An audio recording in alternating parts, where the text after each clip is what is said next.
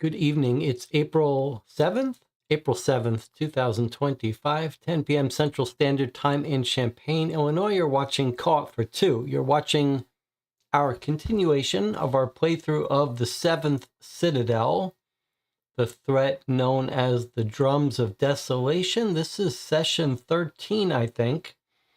This is our second two-part session.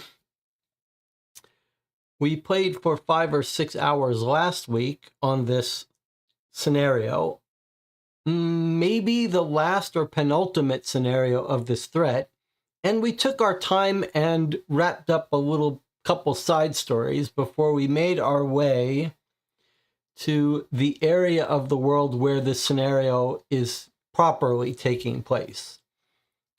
It's exciting because we're in a territory that we've only tiptoed our feet in previously, which is the wild forests, the land of the blue giants. We do wild forest, is that what it's called? Let's take a look at the map.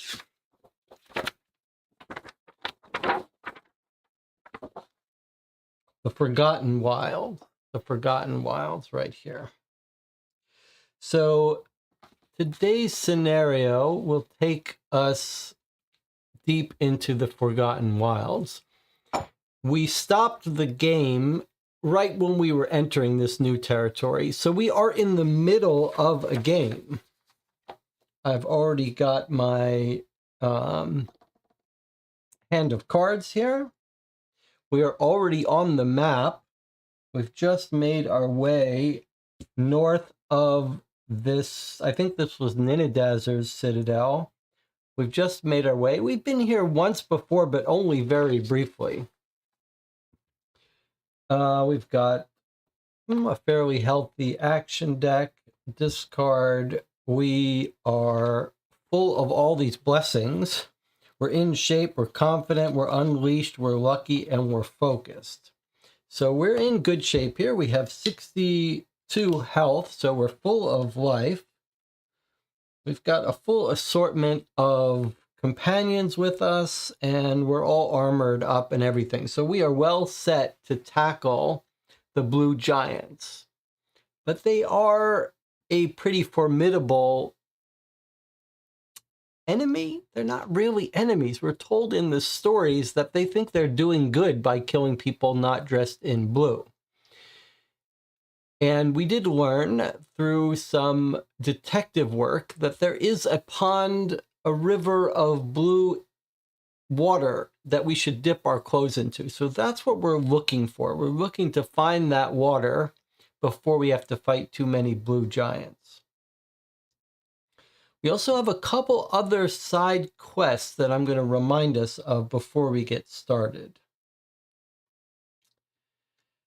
This whole mission, we've sort of become followers of the Amber Knight after we found this book. We named ourselves after the Amber Knight. What did we call ourselves? The Order of the Scarlet Knight, which is, we're hoping to sort of take over the work of the Amber Knight. And we very early on found the temple of the Amber Knight. What am I looking for here? Found the temple of the Amber Knight, but we've been looking for his grave all through the, 50 hours we've been playing. We've been trying to find his grave, and we haven't yet. This book tells us a little bit about what we're looking for. The artichoke stairs. So the artichoke stair high above all. Where climbs the artichoke? Stair high above all. Hey, look, the bird regards the well where it must not fall. Now that sounds like, I'm going to read you the scenario mission today, but we are looking for birdmen. And now I just noticed here this little comment about the bird. So I think we may be having a confluence of our side mission of the Amber Knight and our main mission of finding these drums of desolation, but now we're talking to the birds. We have another side mission I do want to remind us about. On our main map, we sent people to explore this area of the world, and they never came back. And instead, what came back is this card. It says, missing scouts. Your scouts did not return to the Citadel, have not been heard from again. This does not bode well. If you want to learn about this region of the collapsing lands, you'll have to send another team. And it's a symbol. So in other words, when we go exploring and draw cards, we should be looking for this symbol, meaning we've got specific stuff for us to read. So let's keep that in mind. And then, is there anything else for us? We do have a cave down south that we want to eventually get to, but we're not going to do that today. So those are our main things. And of course, we've also been hunting for our backstory. And we haven't found anyone talking about Aber and Mid yet to tell us about what happened to us before we lost our memory. So we haven't found Abramid, but we've been talking to everyone we can to try to get a hint of it. I did notice something when I was rereading it a little while ago, right before the stream started. It does say, at best, they've been taken to one of the other citadels. So we've only encountered a couple citadels and we've been in them. So I don't know where these people are.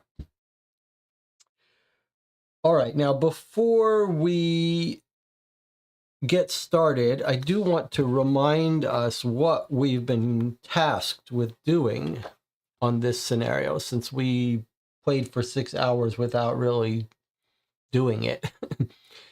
These bird creatures, we found this egg where the drums, the epicenter of this drums, and these bird men, these sort of primitive men, they told us a myth from their culture about how every once in a while a new egg hatches and destroys the old world and ushers in a new one. And this birdman flew away to talk to the rest of his tribe, and now he's come back into our community. And he said, I spoke with the leaders. When the sacred egg hatches, this world's going to be destroyed and a new one's going to give birth. But according to the prophecy, there is a special bird that can prevent the sacred egg from hatching by sitting on it. And we want that because we don't want our current world to get destroyed. So the bird says there's a fresco in the Forgotten Wilds. That's what we're just on the precipice of.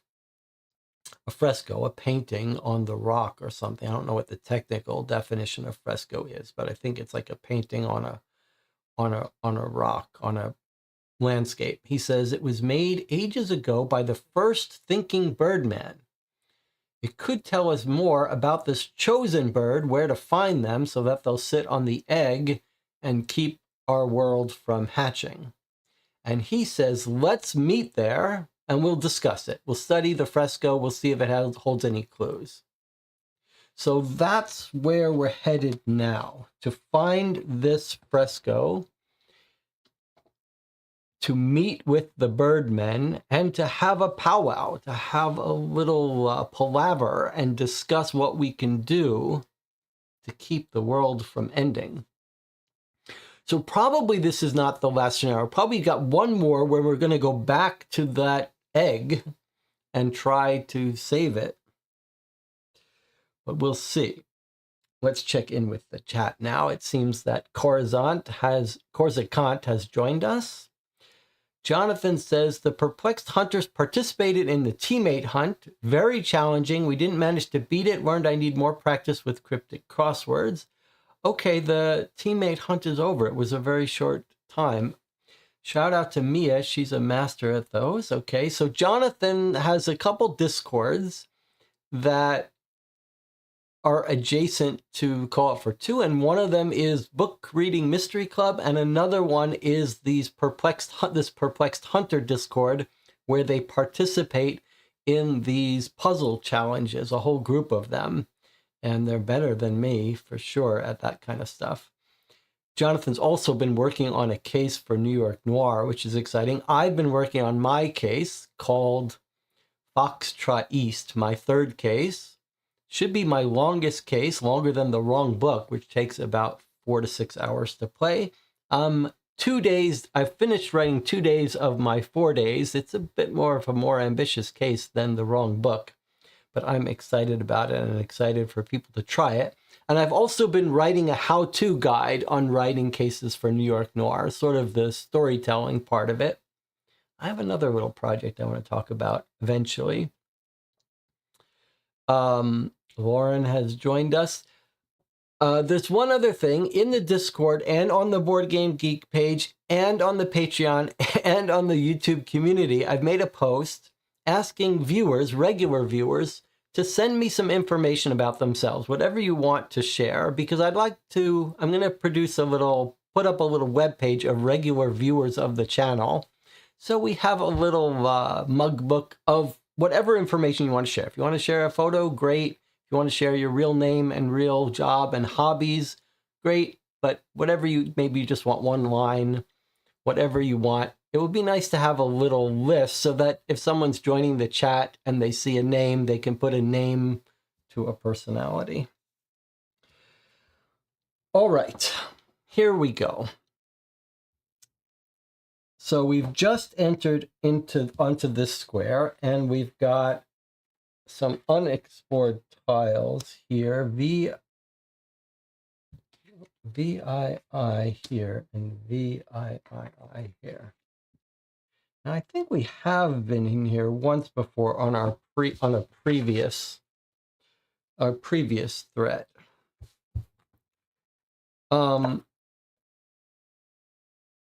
So what our goal is to find the Birdman mural near the territory of the Blue Giant. And this is our symbol today, which is this little Birdman, I guess. And I've drawn it out here as normal. Here are the two symbols we are looking for. Maybe that's the symbol of the Blue Giants. I did notice one other thing that we have. We have a book in our hand that we never used, and I don't know when we got it, but I noticed how that we could have used it unless we just got it. It's this. Look what it says. It's the Arcanist robe. Oh, maybe we just got it from the guy who we gave threads to, or the woman. And she says, if you're at the Citadel and you give in a spool of thread, you can get a 461. I don't think we've ever done that. It's some sort of outfit that we could get.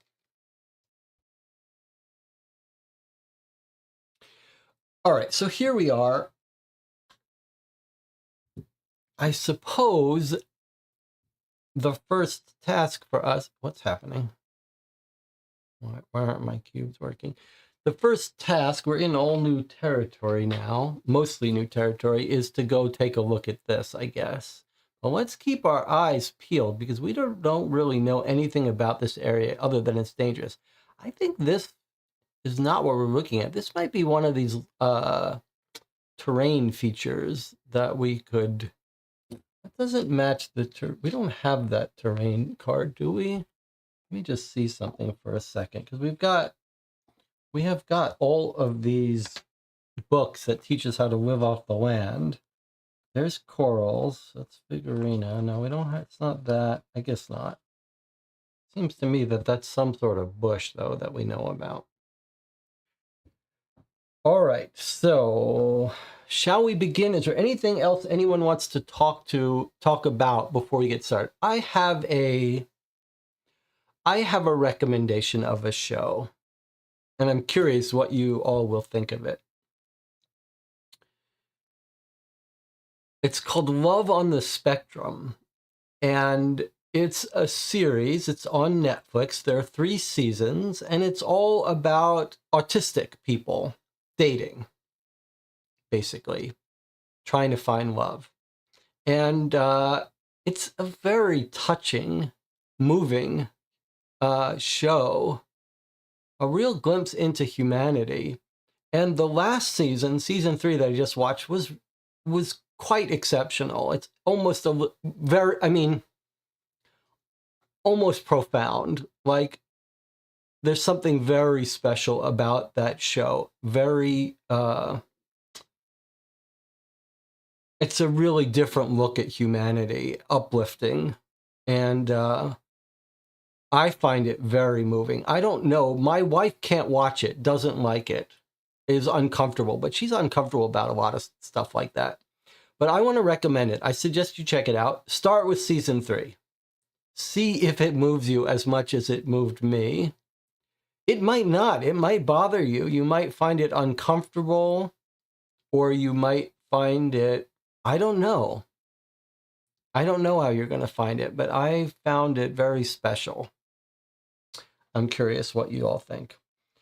And the new season of Black Mirror is coming out this weekend. We're going to have a little watch party here with some friends. So we have lots to talk about there. All right, if there's nothing else, I hope you've got your tea and coffee. Let's get started here. So we're going to take a look at 415. We've got a nice hand of cards, by the way. We've got a guaranteed star. We've got a reflex, which, remember, because of one of our upgrades, we can use for any symbol. We've got another star, some flags, some fists to fight. We are really well set. In fact, maybe I'll put these here. We are really well set up for battle, for whatever comes our way. So I don't think we have any real fear here. All right, 415.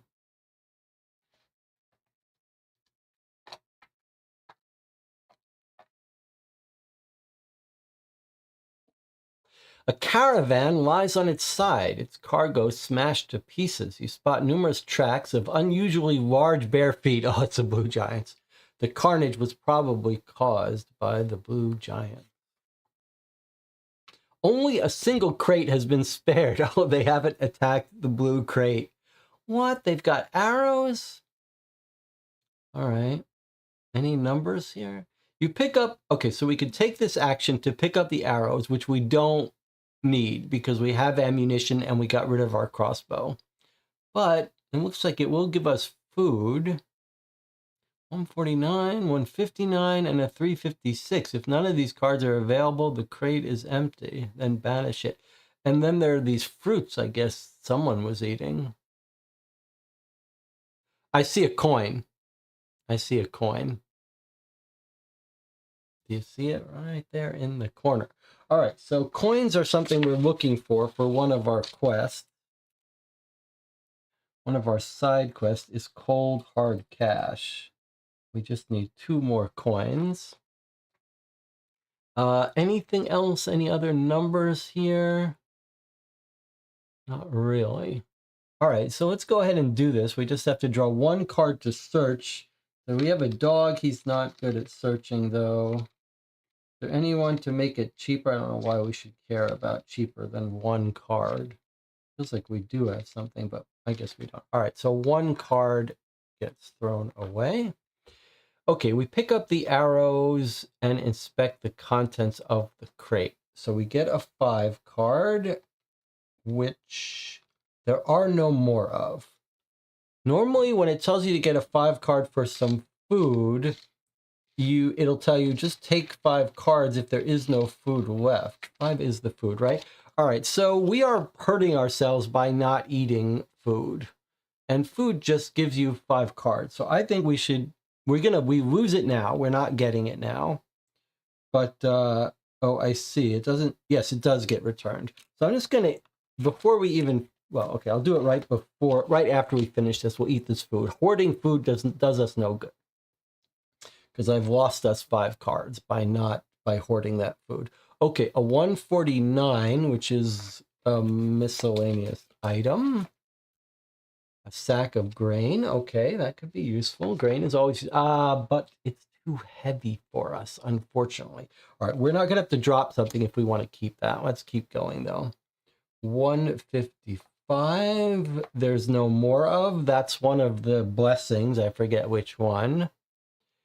And a 356.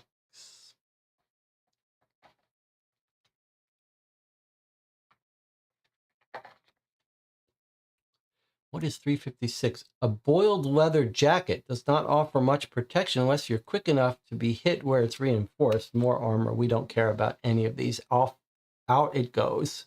Right into the trash. All right. So we're going to just drop that. And then the crate gets banished. All right. Now, we can keep this sack of grain for the time being. In fact, we could have just left that thing out in the world, that crate, until we wanted to open it, but I guess who knew what it was. So, all right, now we can't carry this grain. We're already at max weight of 14, which is already 4 more than normal. But we can hold on to it while we think about what to do. Now I'm going to go ahead and eat this food so that the next time we come across food, it'll be there for us. So we get 5 cards back. Why is it zoomed so close up?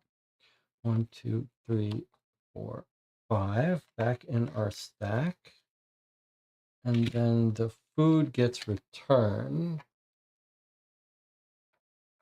In fact, we have another food, but it is provision. So I think we should always eat some food when we get 2, but carrying 1 around to trade or for emergencies seems like the right thing to do. Okay, these were our discards. This has to get shuffled up again. All right, now we can't carry this grain, but a grain is a useful thing to have. So let's look at the rest of the items that make up our 14 weight and see if there's something we want. It's also a barterable item, which is always nice to have. All right, so let's see if there's anything we want to drop in favor of the sack of grain. Our scepter is our killer weapon. We're never dropping that. A long stick is a pole that's come in handy a bunch of times. I don't think we want to drop that. We've got this incendiary bomb. We should use this. It's fragile. It could blow up on us and we could lose 20 life. Now we have an emergency death scroll that will keep us from dying, so it's not as dangerous. But that's pretty bad, especially with these blue giants. It does look like it's a little bit blue, though. So I think we want to carry this, but we should use it when we get a chance. Let's not keep carrying it. Spear is another pole. I don't know if we need 2 poles.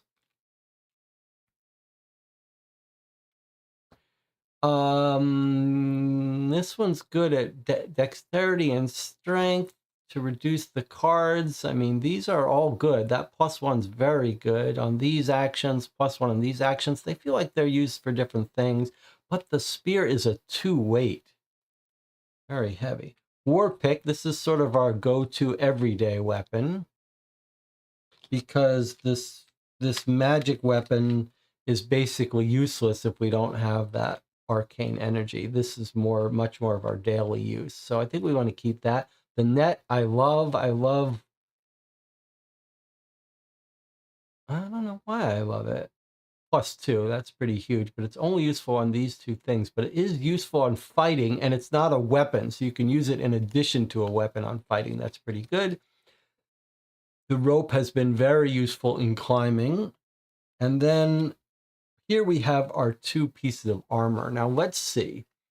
This one we just got, and this is actually quite exceptional because while we don't normally use our armor for blocking wounds like this shield, this one gives you a symbol. That's very useful. So I'd be inclined to keep this around, although 2 weight. This one we've never actually used. It does give you a dexterity symbol when fighting or climbing or dodging. I mean, this is pretty useful to have a dexterity. This gives you a flag. So, I mean, this is the one we use the least, just because we don't have much dexterity. But it would be kind of fun to use that at some point. And then we have the sheep's wool, which is very rarely used, but every time we rest, it gets us a 152, which is one of these blessings, which is kind of fun. So I don't really want to drop that. I guess I'm inclined to drop the sack of grain or give up ever using the master burglar suit, which I don't really want to give up. Do we ever use the spear for fighting? Let me see here. Here's our go-to weapon. It is 2 weight. We very rarely use it. It is also a weapon, like 2 fists into 1 star, 2 fists into 3 stars. So this is what we really use, and we don't normally go hunting. +1, it's not that much. -4, there's very rarely a fight where you need -4. Should we drop the spear? Maybe we should drop the spear and have a little extra weight to carry. That's not a terrible idea. I mean, +1 is pretty good, but the spear is the weak link, says Corsican. All right, let's drop the spear. It's 2 weight. That gets us quite a bit. All right, we're going to drop the spear. Then we can carry the sack of grain. Plus, we've got room for something else. Okay, I think that's the right decision. All right, let's put the rest of our stuff back. Let's remember to use that bomb, though, as soon as we get the chance. All right, so we dropped a 2 weight and we picked up a 1 weight. So actually our weight goes down to 13. I think that was the right decision. If we didn't have the other pole, then I wouldn't. But we still have 1 pole. All right, so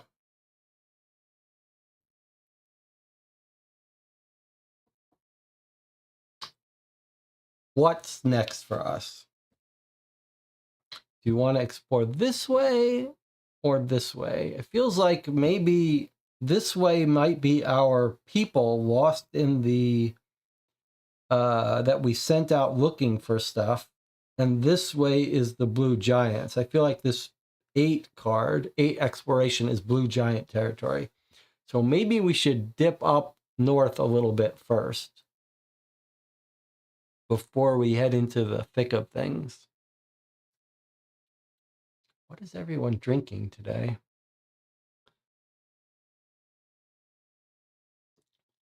I've got my coffee,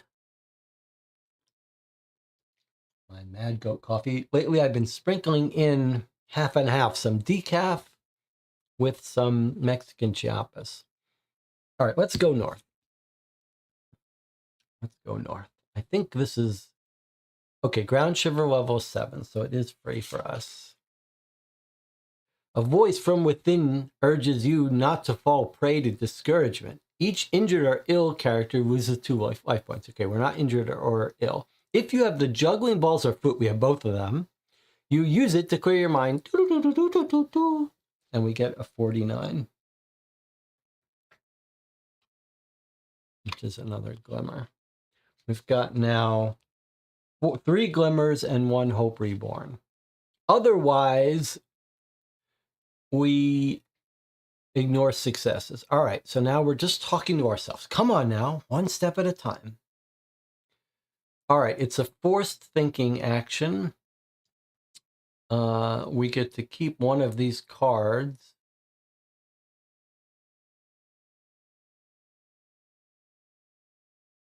One success. So it's just making us waste time. All right, now, I did want to point, I did notice that we've got a couple of books, like this card we never use. It says discard this and discard this. Okay, so we don't have to do this because we have juggling balls and foot. Okay.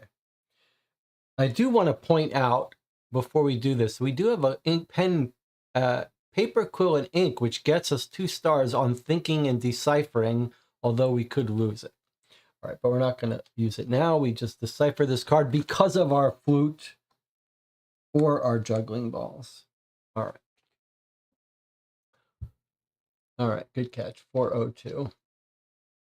One of the other things about that show called Love on the Spectrum is how these people are embracing their personalities.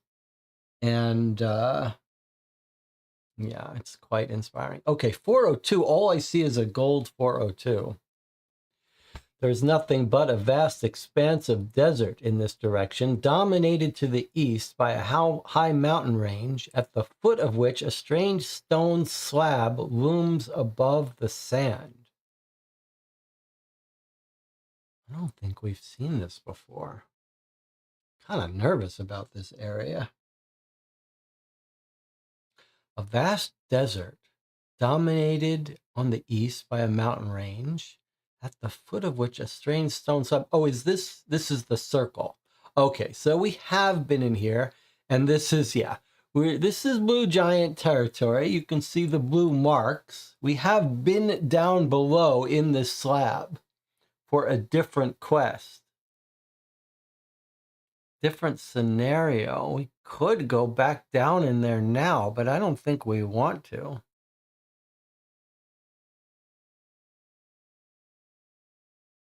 Yeah, but we did not go, if we went west from here, we certainly didn't go west far because the blue giants are there and they are deadly. We may have to fight some of them.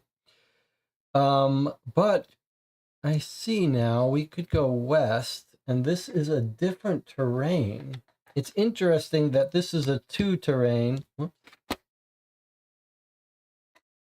This is a 2 terrain, and this is a 3 terrain. That's kind of weird. Like, I guess this is more desert here, but clearly Blue Giant. Maybe this isn't Blue Giant.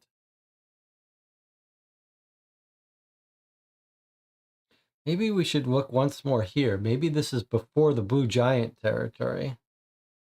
So I don't know. But I guess we're interested in exploring. So I think maybe we should look here. We should explore this area.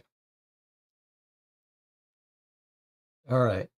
Yikes. Okay, here we go. We're exploring this, which is free to us.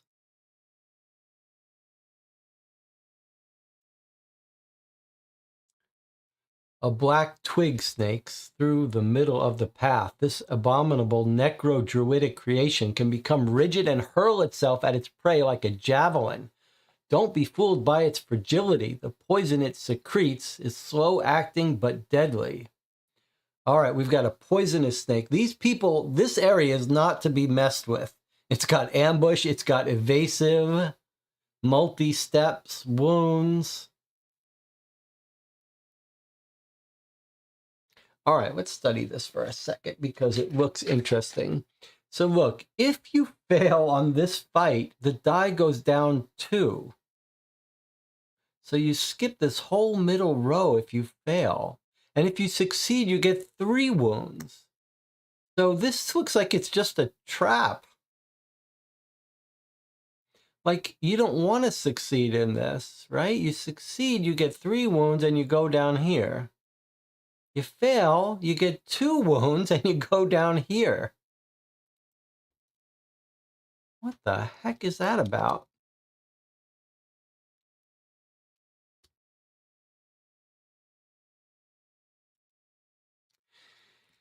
If you fail this last one, you get poisoned. But if you succeed, you get a 99. So actually, that's pretty good. Now, your problem here is this ambush and evasive. So let's remind ourselves what ambush and evasive are.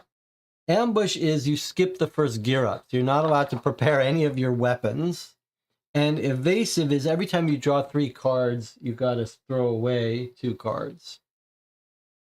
So unless we have something to bypass ambush, we are not going to be able to use any of our weapons. Now, unfortunately, we don't have our hunting dog, which is good at bypassing ambush. But what about any of our weapons? So our net can bypass evasive, so that's good. But we're not going to be able to use our bomb on these people because of ambush. But that's only for the first fight, and we don't even want to win this first fight. But we can't put on our armor either, so we're not going to be able to defend ourselves against this.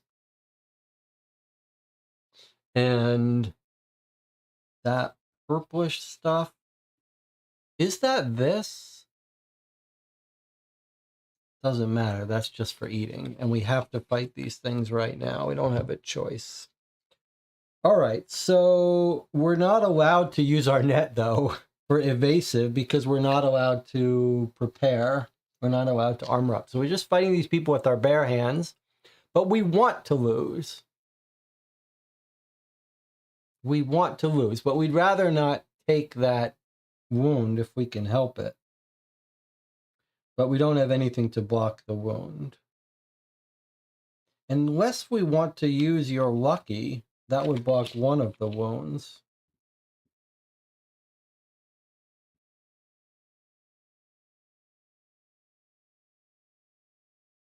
Is it worth blocking a wound?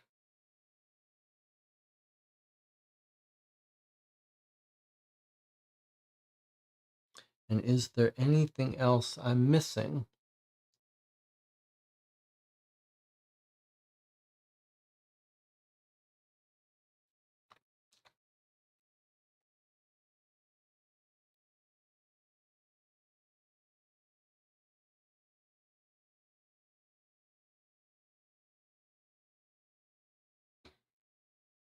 Okay. 2 wounds we're going to take. We don't have a way to defeat those. I guess we'll just take them. But you know what?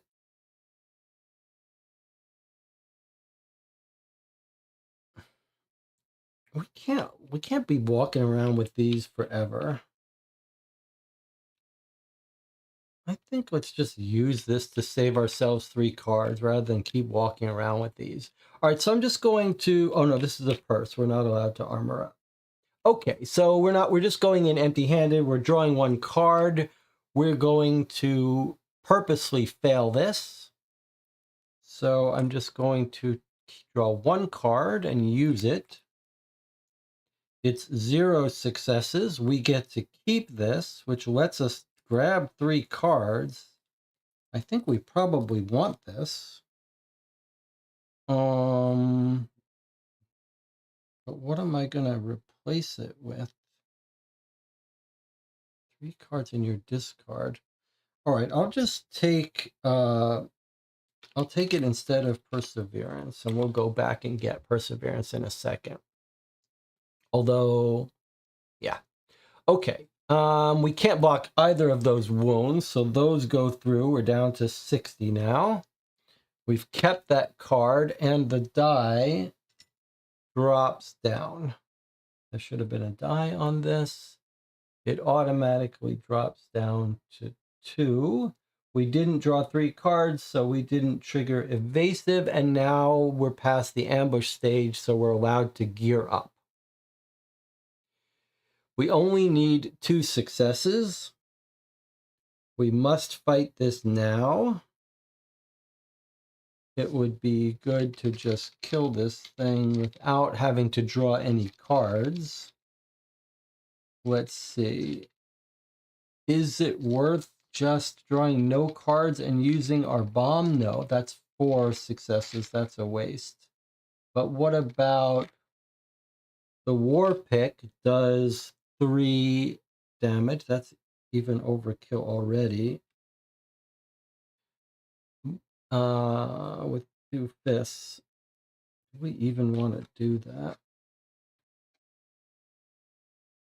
We do want to just use our cards, though. We just got too much good stuff in our hand. I shouldn't have thrown out Perseverance. I should have just... Oh, yeah, that's a block. Okay, I'm going to use Determination as 1 star. And then I'm going to use Confidence. What about just a weapon that gives us a star on fighting? We don't need any success. I'm just going to try to avoid drawing any cards here.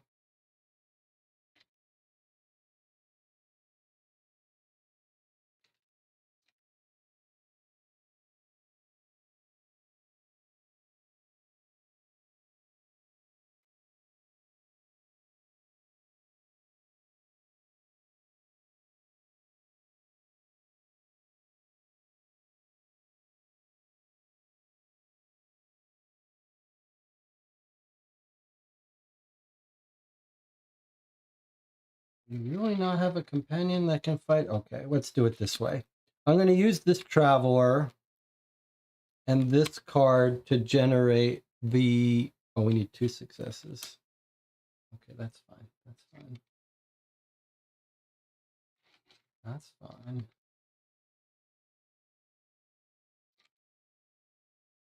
Just trying to find a cheap way to do this. Okay, fine. So let's get rid of Determination and Inflexible. And that's going to generate 1 plus 2 stars. And we'll just get our 2 stars without drawing any cards. All right, so those go into our Discord. Our Traveler did his thing. And we've succeeded, so we take a 99 and discard that. I'm trying to be a little bit better about spending cards from hand instead of drawing cards. Okay, so then we've discarded that. That's fine. 374 comes out.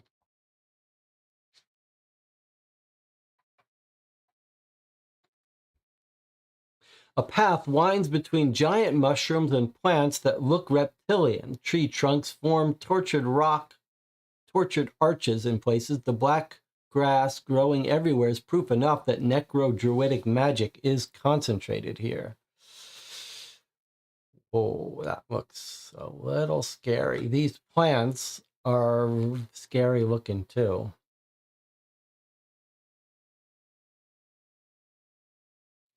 All right, but we're in explorer mode. There is the VII territory right here. All right, well, I think we're exploring, so I think we're gonna walk over here and then explore from there rather than going up where we have been before. So I'm going to walk us over here. Try not to step on it. Stay on the path. Stay away from those vines. That's 1 card. We can keep this.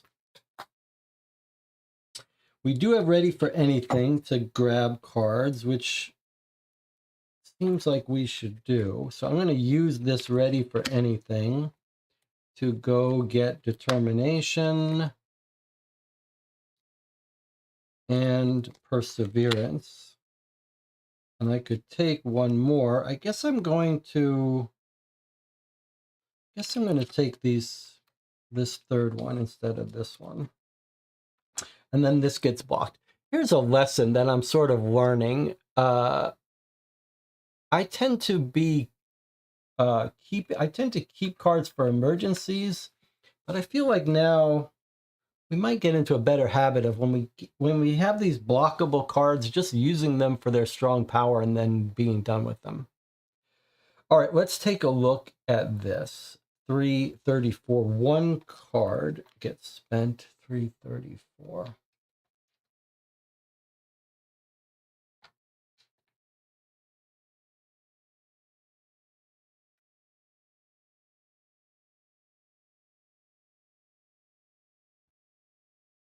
A skeleton and its weapon lie near a mound of earth.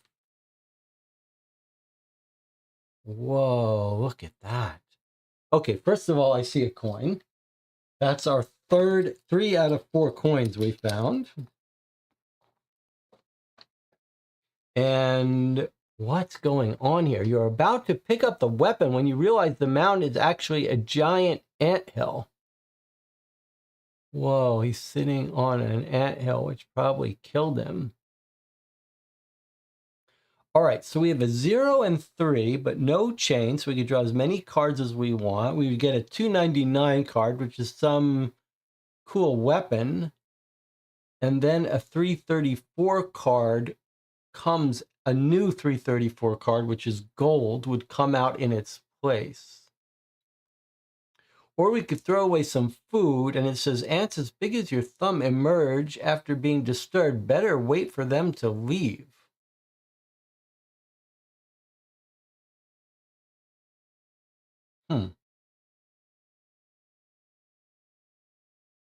So it's just 2 ways to get rid of this card, really, and bring out the other one. Bring out the gold one. What has he got in his hand? It's like a knife? I don't know. I mean, we could just be on our way. We don't have to deal with this, right? This is not unlocking anything. Well, it is unlocking a gold card, but I feel like the gold card is the anthill. We don't need the weapons, but do we want the gold card that's here? Like, do we want to look at the anthill more? Or is that dangerous for us?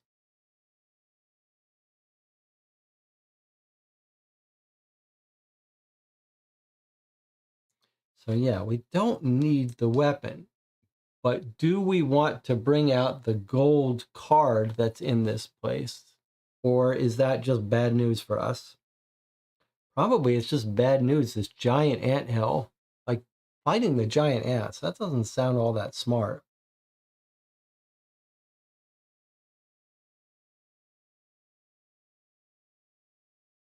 All right, we can just leave it. We don't have to decide. We can come back to it if we want to see what the giant anthill is all about in some future date.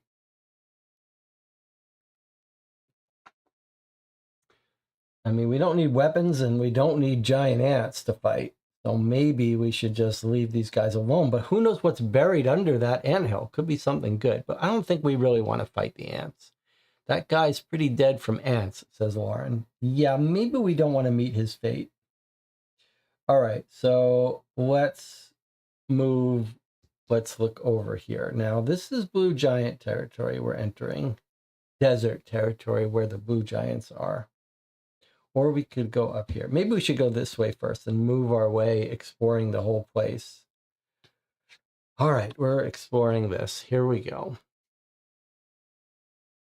A few steps away, a blue giant is sitting in front of a rock.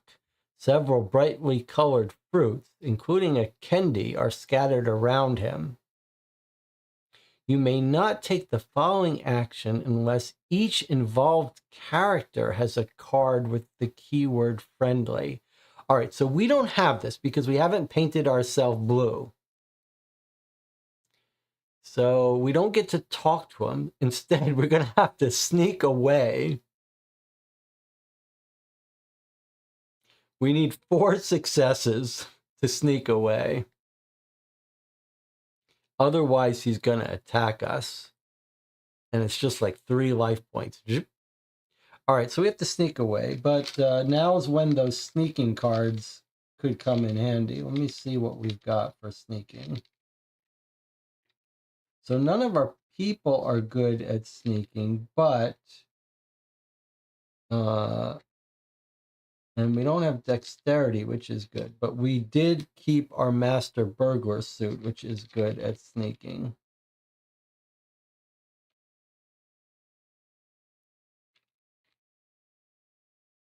All right, so master burglar suit. How does that help us? We can turn dexterity into successes. 2 of them, but really 3 because of our ability. We don't have any dexterity symbols, but it's not forcing us to draw cards, so I'd rather not. We do have the acrobat's potion. We could use 3 of them to generate 3 successes.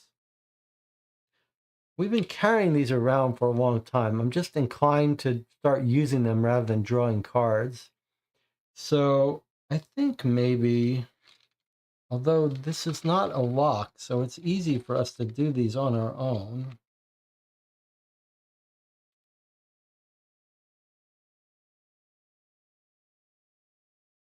We do have people that generate symbols. Or maybe I'm not going to use the acrobat potion, but we don't want to fail. We're going to use this guy to generate 1 symbol. And we're going to use the master burglar suit. So that's going to be 1 star.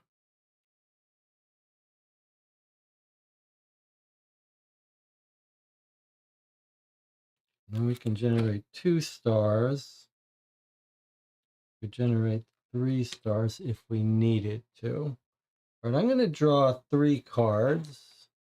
And we'll see how many of these things I have to use. Surely there is someone that we can take with us. Yeah, that traveler we'll take with us because he can generate successes with flags no matter what we do.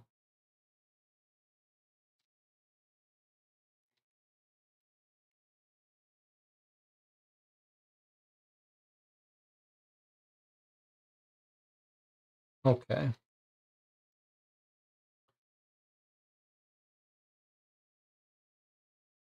All right. So 3 cards, probably, I certainly won't need them all, but what about our Unleash? No, we're not going to use that for this. Okay, here we go. Here's our 3 cards.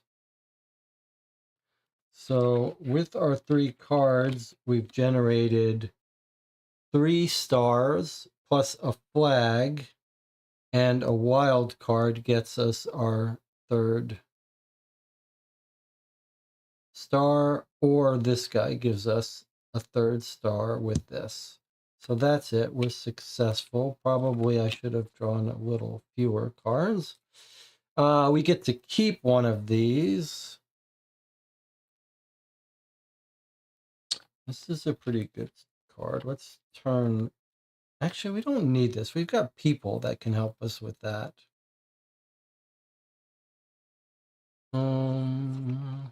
I guess we'll keep this one to get back our instant success. Okay, so there's our 4 successes. We snuck away, and we get rid of this and bring out 144.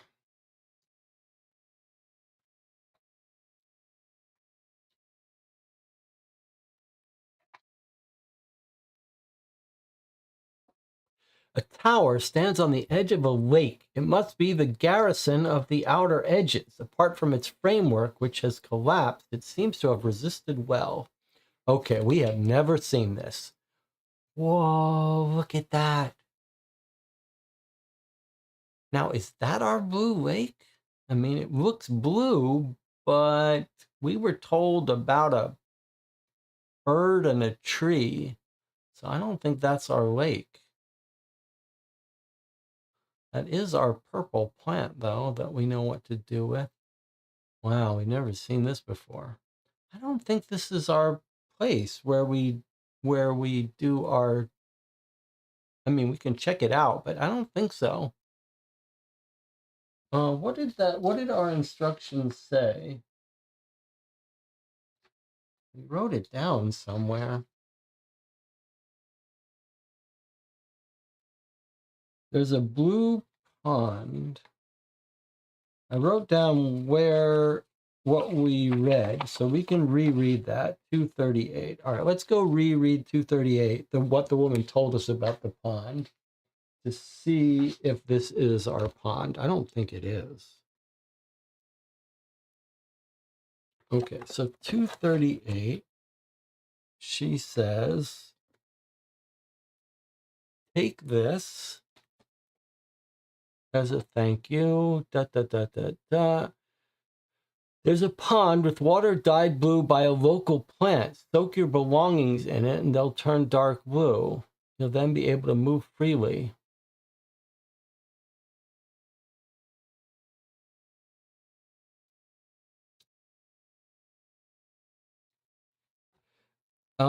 I mean, there's no, it doesn't say like draw this card plus 26, whatever. So it has to be some sort of interaction, which is why it's kind of useless to us. But maybe when we go here, it'll tell us about it. I do see this plant is maybe that's the plant they're talking about. I feel like we're going to lose our paper and quill when we go in this water. Let me just see what we can do with these, with that purple plant, which is off there. We can get rid of confused. Shuffle one or more hand cards back into your action deck. That's kind of a funny thing. You have to discard a card and then throw cards from our hand into there. Kind of weird. Well, let's just go up there and explore it, if nothing else. Pond and lake are different. Okay, so we're going to walk up here for one card, which we can keep. Watchful, that's pretty fun. I think we should keep watchful. I'm going to get rid of inspiration and keep watchful, just for the hell of it. All right, let's go take a look at this fortress here. That's held up pretty well, according to the text.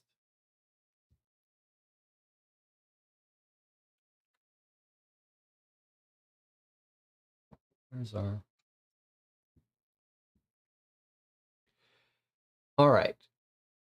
We're going to take a look at this. 404. We have to draw a card. Traveling over there. 404. Oh, I see a mission-specific card for us. There's our symbol. Not far from the imposing building, a blue giant is standing on the shore of the lake, leaning over the water. They have not noticed your presence. If you have at least one objective card and you have a friendly, flip this. Otherwise, it would be best not to bother the blue giant right now.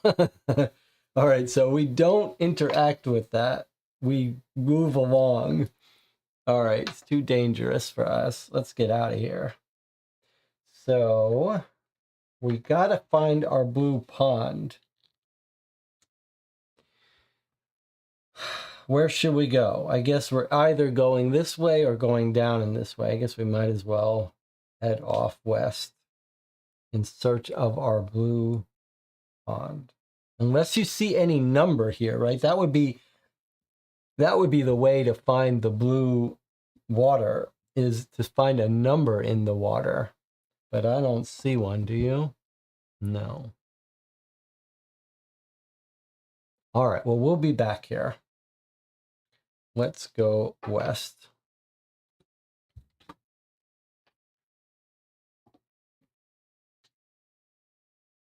Uh-oh. You come face to face with two blue giants. The first one has their arms full of thick branches, while the second one is holding the remains of several birds. You can't take this action unless you're friendly. Otherwise, we just have to run away. And we'd need 7 successes if we have a cumbersome. All right, we do have one cumbersome item, but our ability blocks that. So we're just running away. Now, do we have anything to help us run? I don't think so. Our cards are not really about running, even with our elegant shoes. So, if we fail, we're going to get exhausted and lose cards. So this, we just need 5 successes. We're going to have to draw a whole bunch of cards. We don't want to fail. And it's running. Nothing can help us run. All right, but we do have 1, 2, 3. We can generate 3 successes with our cards. 4, 5. Okay, let's spend one of our cards. Just so we stop keeping these cards in our hand forever. So I'm going to spend 1 here, 2, 3, 4. I can generate 4 just from our cards, and we need 5. So I'm going to draw 3, and we'll see how many short I have to use my cards for. And I think we should be able to pull this off. Okay, so pretty poor draw of cards here. However, lots of symbols. All right, so there's our 1 success. And 2, 3. Plus we've got enough to trigger him once. That's 4. And I should have brought the undead guy to generate a random symbol, but I didn't. So I'm going to use 1 more of our cards to get us our 5th star. Okay, so there's our 5 successes. He helped us again. This goes away and gets returned, 154. All right, fair enough. We lose our pursuers. 394 comes out. We need to find our pond, otherwise we're not able to do anything here. The land slopes gently down to a lake with an island in the center. An unpleasant smell floats in the air. It seems to be coming from a pond. Aha. There's the blue pond with the smell trying to scare us away. All right, we found our blue pond. Wonderful. I don't see any numbers, but I see a way to look at the blue pond with the bad smell. All right. Now you're talking. We're about to become friendly with the blue giant in this territory we've never been, which is very exciting. All right, here we are.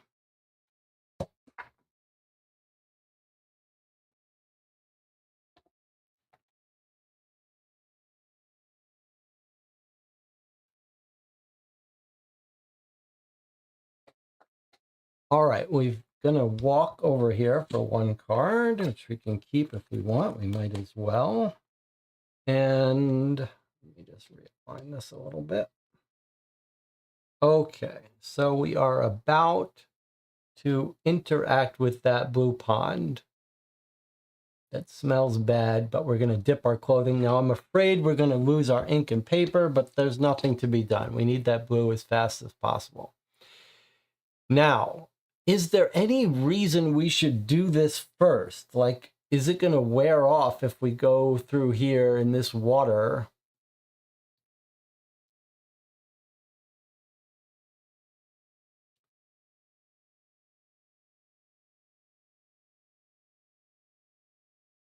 Should we go across that lake first? But what if there are blue giants there? Feels like we should go right for our pond, doesn't it?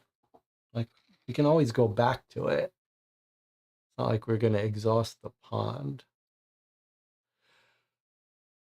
Let's take our break here. We'll come back in 8 minutes. We'll dip into that pond. We'll get all blue all over us like my shirt, and we'll be safe to make friends with the blue giants. I'll see you in 8 minutes.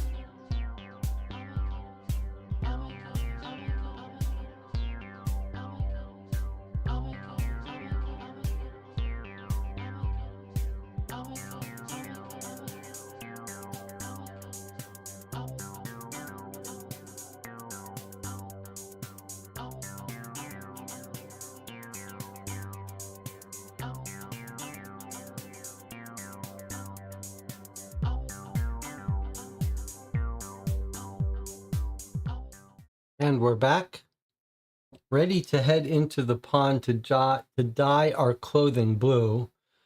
I'm afraid we're going to lose some stuff, but in we go. 339. Do we have to spend anything for that? No, 339. We're just looking.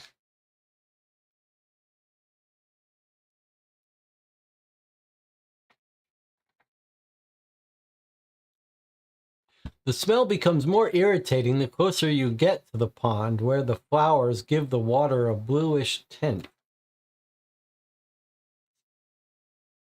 You could dip the clothes and armor you're wearing in the pond to dye them blue.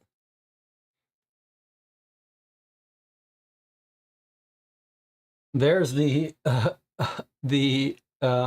aquatic footprints of the swamp monster that we've already fought. This is a little odd of a thing, just because, like, we had a hard fought. We worked hard to get the information about dyeing your clothing blue, and it's a little weird that it's like if we had never met that woman, we still would have done this, surely.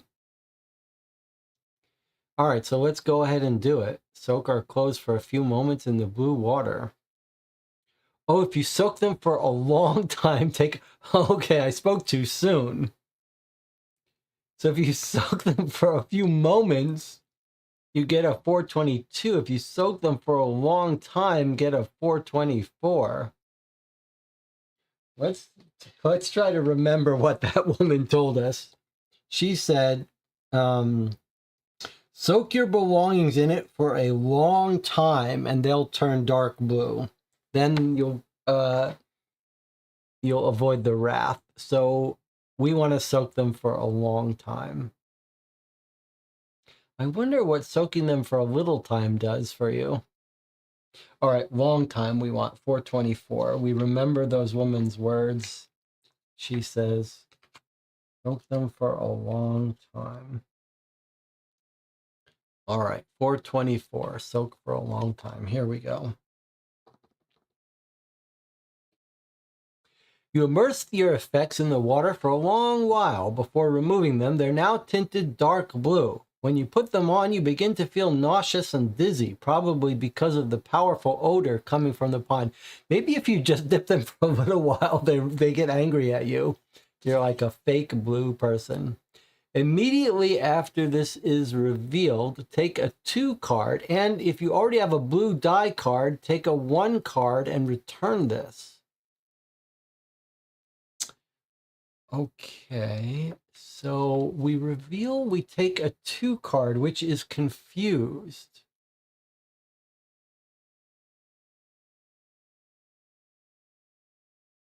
So we become confused. We already have a blue die card, then we become exhausted and we don't get any more blue. So you could try to make things bluer. It's just saying you're just going to waste your time. Friendly, it's ink, and it's temporary. So you don't get to keep this for the next mission. All right, we now are friendly. I guess, could multiple people do this? I guess multiple people could do this to each get a blue die card. Now let's take a look at confused and how we're going to get rid of this, because we do have ways to get rid of this card. Yes. Okay. So this card, which would decrease cards we can have in our hand by 1, you can get rid of it with the 2 and 4 test, which we could do. But I think we're just going to use this right now instead. At any time, you can return this to get rid of being confused. So I'm just going to do that right now.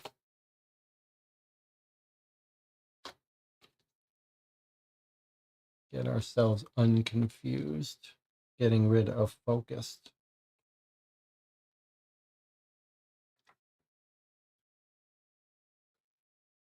All right, so more people could dip their clothing in if they wanted to, but there's just us. So we are done here.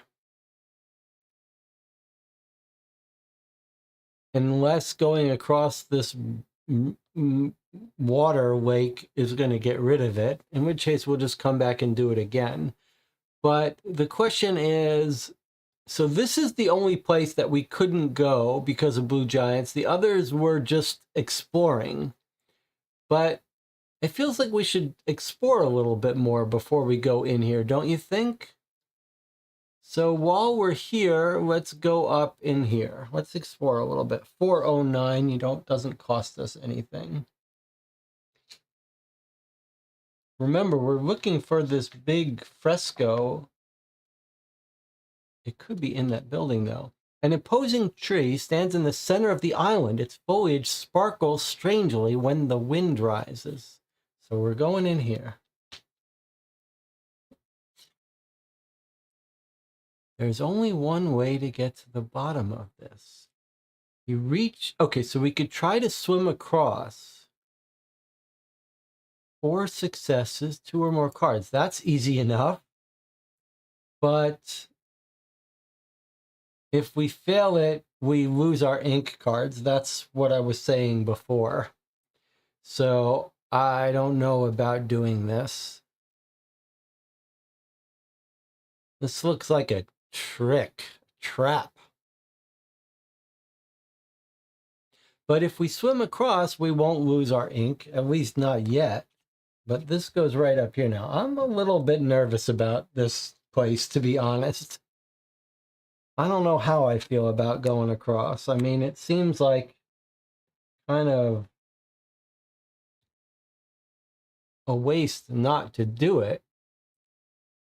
Yes, our dyed clothes is ink.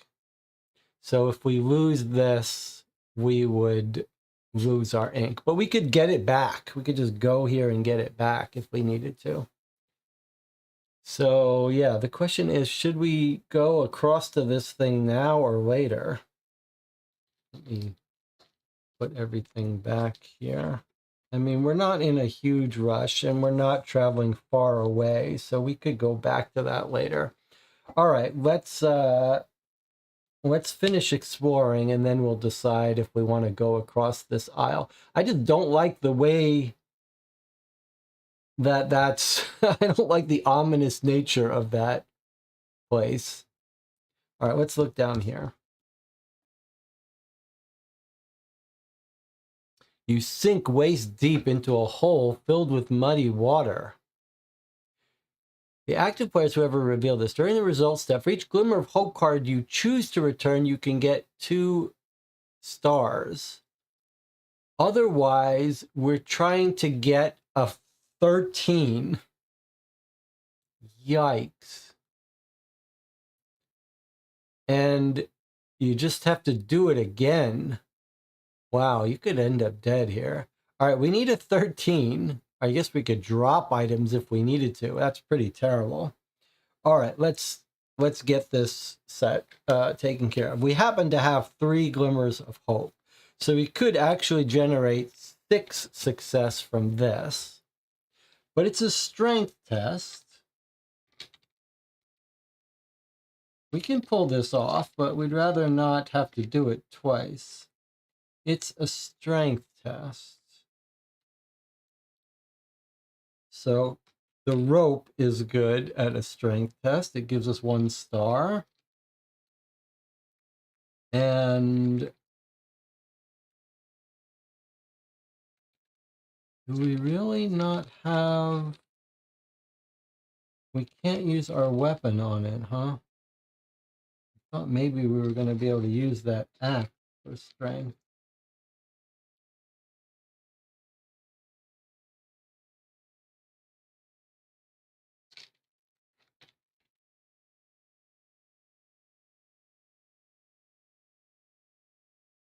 The war pick is not for strength. Okay. What about... Can we use our bomb?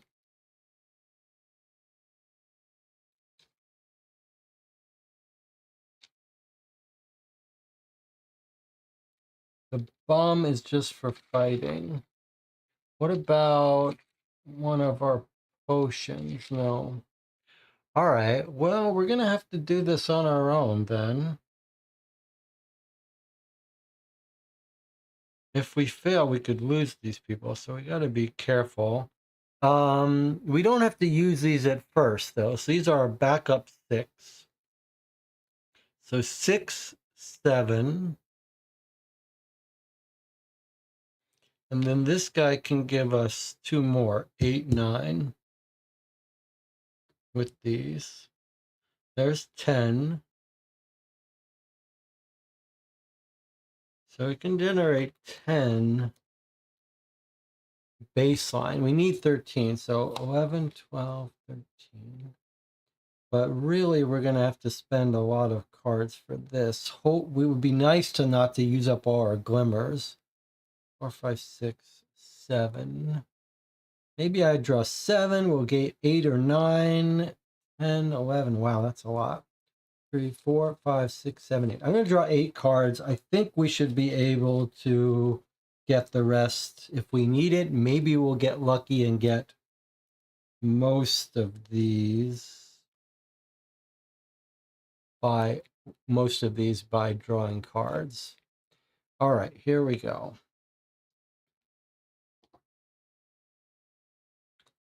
There's 3, 4, 5. 3, 4, 5, 6, 7, 8, 9. So we've got 9 stars in our draw. 9 stars in our draw. 10 from the rope. And then this guy can generate us 2 more. 1, 2, 3, 4, 5, 6, 7, 8, 9. So 9 from there. Then 10, 11, 12. We just need 1 more. So I guess that's our 13 this way. Oh, it's a little dangerous because I had no other good way to make stars. So actually, we just barely made it. Even though we have all these symbols, I should have brought someone who could use more, generate more stars. That's dangerous. We just barely made it. Although this would have let us draw another one. Okay, so there's our 13. Boy, that was a lot of cards we had to draw to make that work. Traveler came in handy. The undead person wasn't helpful. And then the rope was critical. All right, well, we pulled it off. It's very dangerous in this land. Oh, but I could have generated the glimmers. I could have used the glimmers, so we're actually fine. In fact, you might argue I should use a glimmer instead of that card, but that's all right. Oh, and we also could have used balance. That's stupid. I could have used our pole for the balance. I could have used our weapon. Actually, it's not useful. All right, that's it. We did it. We managed to drag ourselves out of the quagmire. This is a very dangerous territory here, but we've made our way down to 127. It's dangerous, and more than that, it's exhausting down here. Okay, here's our 127. The lush vegetation to the east contrasts with the vast arid expanse to the west. The blue giants have marked their territory. They're like dogs pissing on all these rocks. Although who knows what they're using other people's blood for this. All right, so here we have the edge of the desert. What's also interesting is it looks like the desert doesn't go any further west. Like we can't travel further west. We're sort of at the edge here of this desert. So we're in explorer mode. I guess we want to go check out this rock here. But then we're basically done with this area. I'm not sure we've ever been here either, though. I'm not sure we've ever been here. But let's head down. We're exploring. 1 card. We can keep this. Okay. So we've traveled here. We do need to get our health back, so let's go and pay for that. You know what? Let's pay full price for this, not in easy mode. 1, 2, 3, 4, 5, 6, 7, 8, 9, 10, 11, 12, 13, 14, 15. I'm putting us on normal mode now. So we just lost 15 health. We're down to 50, 45 health. So we got to be a little more careful now because we're not playing on easy mode anymore for the second half of this quest. Give us a little bit of a sense of danger here with these blue giants, although we're friendly with them now.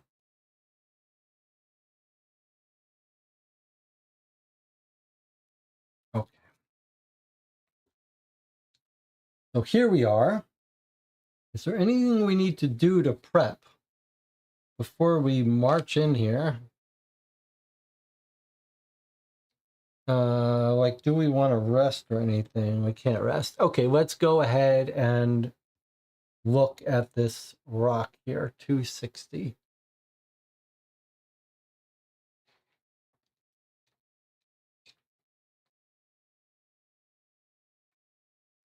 Okay, there's multiple 260 cards. 2 of them. This is the one we're drawing right here. A few steps away, a large bird is pecking at the ground in search of grubs. If you move any closer, the prey will probably fly away. You might try to hit it with one of the few stones that litter the ground. So get rid of the 260s you didn't draw. We can go on our way, or we can try to hit him with a projectile and get some food.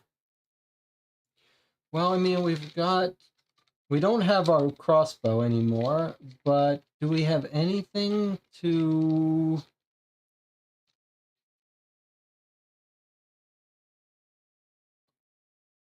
Your shot hits the mark. You have to have a projectile. Okay. I'm not sure we do have a projectile anymore. Do we have a rock to throw at it? Slingshot we have. Okay, we do have a slingshot. I think if we have a slingshot, it's worth it. 5 cards, that's like 2 health. Yeah, surely that's worth it. 3 successes. We can only use 1 card, though. Is it worth it for 5? We don't have, we actually don't have 5 cards to grab because of our health. So actually, we're just going to go on our way. All right. Go on your way. Oh, so that's it. That's all it was. It was just a little event.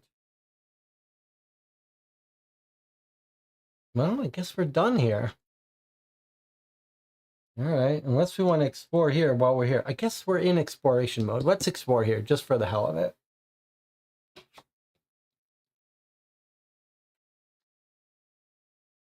Hundreds of little mocking laughs emanate from a bed of plants. You're overcome with an irrepressible urge to silence them.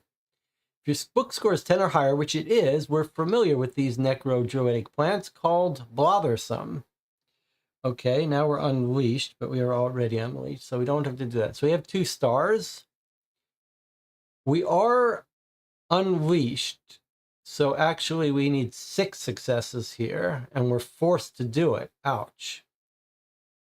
But we should use our unleashed because we're going to get it back. No, we're going to get something else back that we're not. 150. So actually we could use this 150, but wow. So we need 4 successes off 2 cards. It's a thinking action. Now, here's where we're finally going to get, we can't use this because this pen and ink is good for thinking, but it says it can't be used for a mandatory action, which is what this is. So we're just going to get one of our people that's good at thinking to help us, which are here, our apprentice engineers. We can use one extra card. So now we can use 3 cards to get 6 successes, and they turn flags into successes. I think maybe we'll use confidence. Now we can use up to 3 cards to get 4 successes. We'll bring this guy to give us a little bit more help. I'm going to go ahead and use this card. I'm going to go ahead and draw 3. We can use 4 of them. That seems kind of... maybe that's overkill. All right, let's not use confident. Let's just use these people. 3, we need 4 successes. And we could generate, if we need to, 1, 2 from them.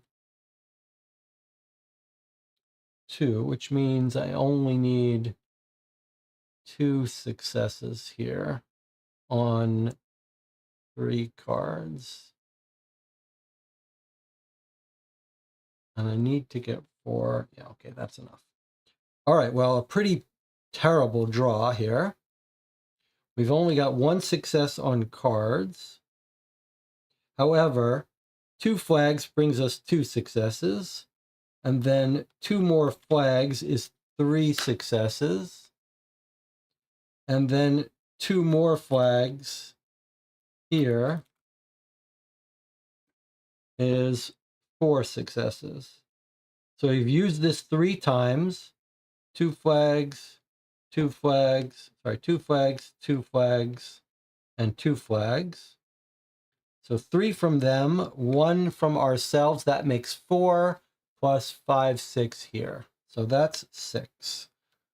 That was a little close. That's how we want to do it. All right, they did their job. This guy was not needed anymore, but he still didn't die. We resist the temptation to crush the plants, and we got a 150, which is our focused again. Okay, and then this just goes on its way. And now we've gotten access to 384.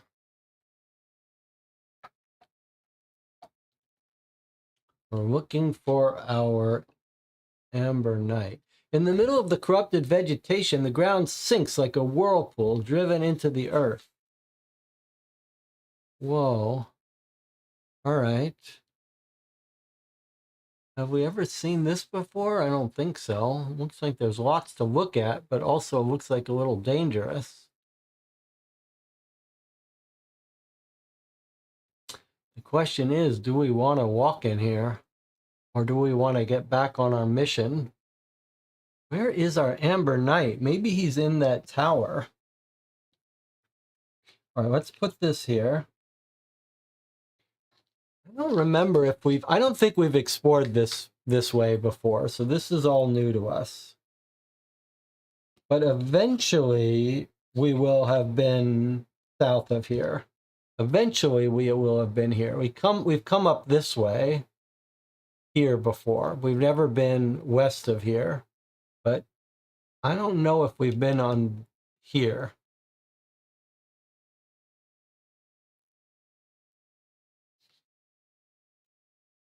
But we are getting a little bit off track. So I don't know. What do you guys think? Do you want to go down here and explore this, or maybe we should focus on our mission and head back up here and go into here, which seems like it's clearly the key part of our mission. This must be where the fresco is. Jonathan says, explore 1 more south. I feel like we're near a dead end, or we'll loop back around. All right, well, Jonathan is the boss. He says explore south, even though it's very costly to go. Okay, so we're going in here for 1. We can keep this card. And now we've got two things to look at. What's the difference thematically between the magnifying glass and the eye? Where's the card that tells us that? Sort of not important, but it's always a little weird. The magnifying glass is called examine, and the eye is called spot or observe. Okay. Half a dozen of one, 2 dozen of the other. All right, so I guess let's start at the outside and work our way in. 406, one card gets spent. Let me just read this because we just, after this is revealed, you can discard from your hand in order to take the account. We don't need that. Okay, and that's the 406 card. Hey, look, it's mission specific. A grimacing blue giant is sitting in the grass, absorbed in the contemplation of their enormous foot.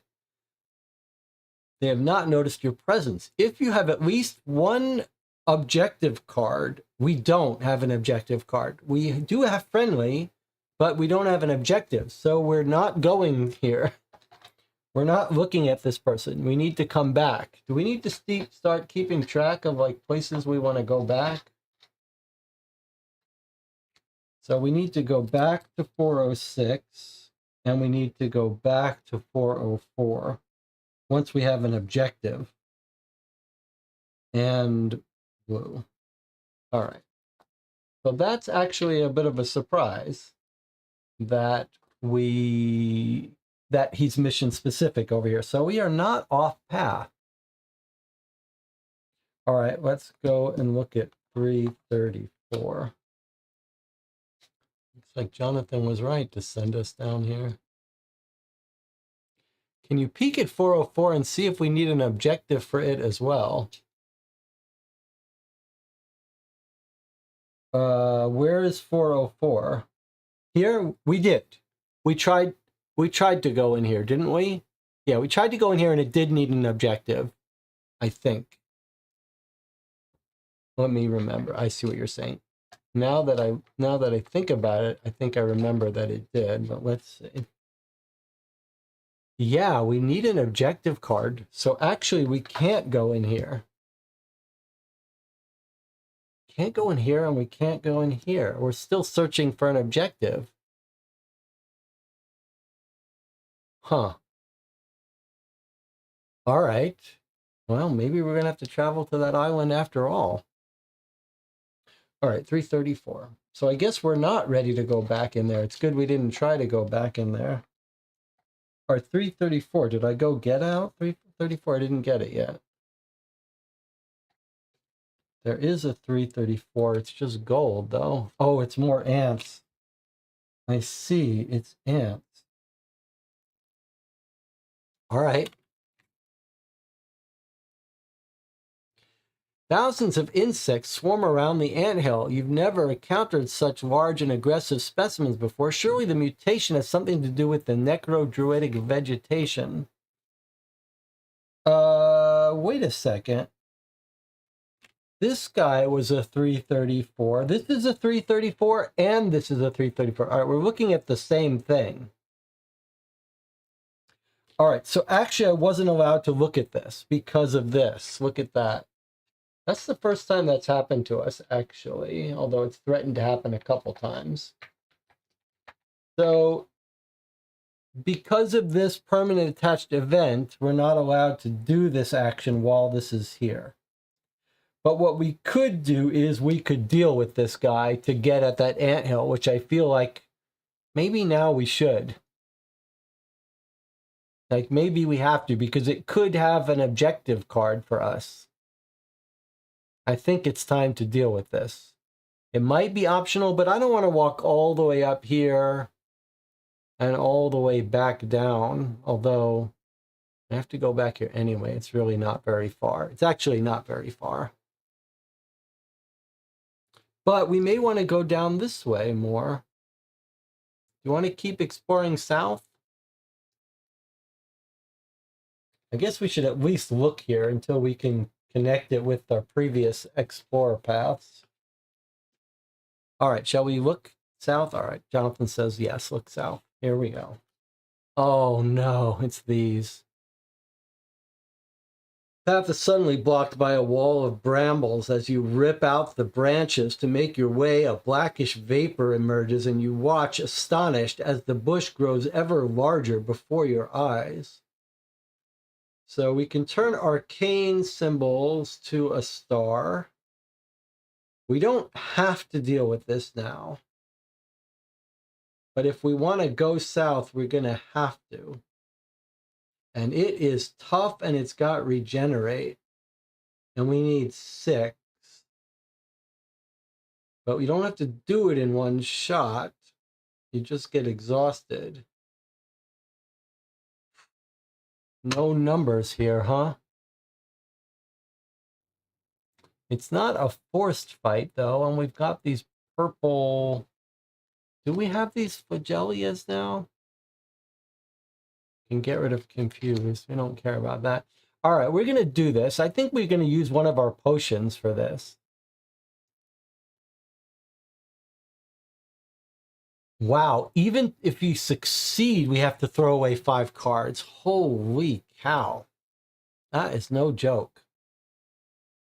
It is exhausting here. And tough 1 means they absorb 1, right? Tough 1 means ignore 1 success. And regenerate 2 means if you don't kill it, you up it by 2. So basically, if you don't one-shot it, you're screwed. It's just going to get stronger. So we got to one-shot this thing.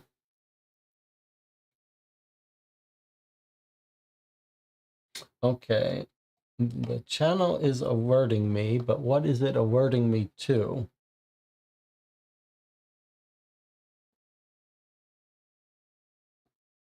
What am I supposed to check? I don't think you were supposed to draw it yet because the other card is already in play. That was the 334. Yes, we did that already though. But now we're here, right? Anything else I'm supposed to? Oh, YouTube censored the message. What was the message? Yeah, I don't see it here. Was it spam or was it something else? Use the firebomb. I see, it didn't want the firebomb. Okay, yes, we've been looking for an excuse to drop this firebomb before it's too late. All right, I think that's a great idea. I'm glad you insisted on that. Okay, so we're going to drop this bomb. Wow, if you're injured, we could get blown up. All right, so this is even more dangerous to be walking around than I thought. So we're absolutely going to use this now. All right, so that's going to be 4. So we just need 3 more to kill it. 3 more to kill it. We'd rather draw as few cards as possible, but we could draw more. All right, there's 4. We're still allowed to use a weapon, too. Or we can just get our successes from our arcane.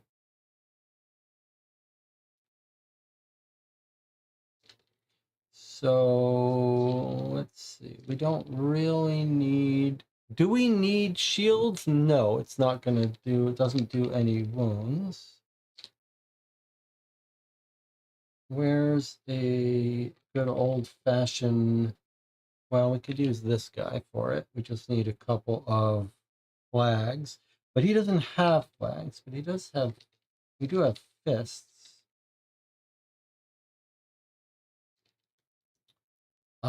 We don't have a good weapon for this, really?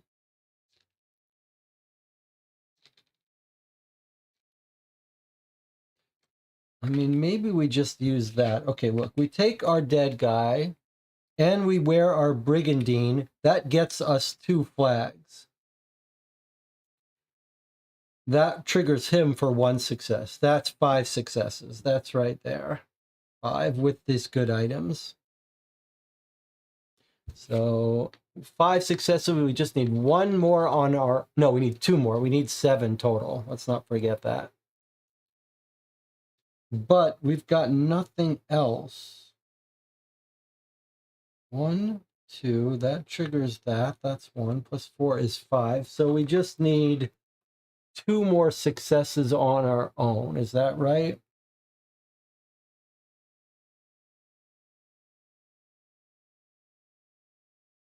Surely that's enough. But if it's not, I guess if it's not, we would just do this again. It wouldn't be the end of the world. I would rather not fail. Okay, there's 4,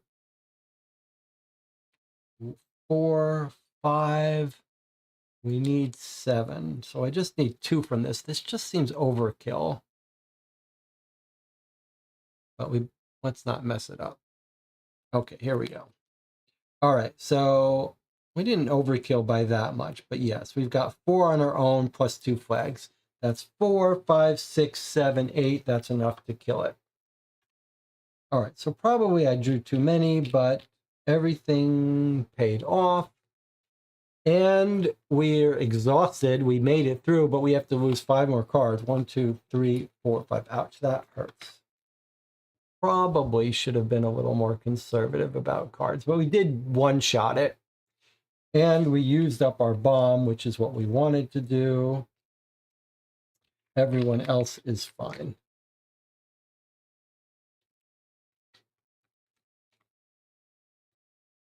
All right. Off and regenerate. Done. And now we're at 123, which is a gold card. Trees spread their long and twisted roots near a stone wall. You swear you see them writhing like snakes at times. A stone wall. Is this going to be a mural on this wall? No. This looks creepy. We have never been here before. Is this the carbon line that's been now mossed over? Well, we've never been here.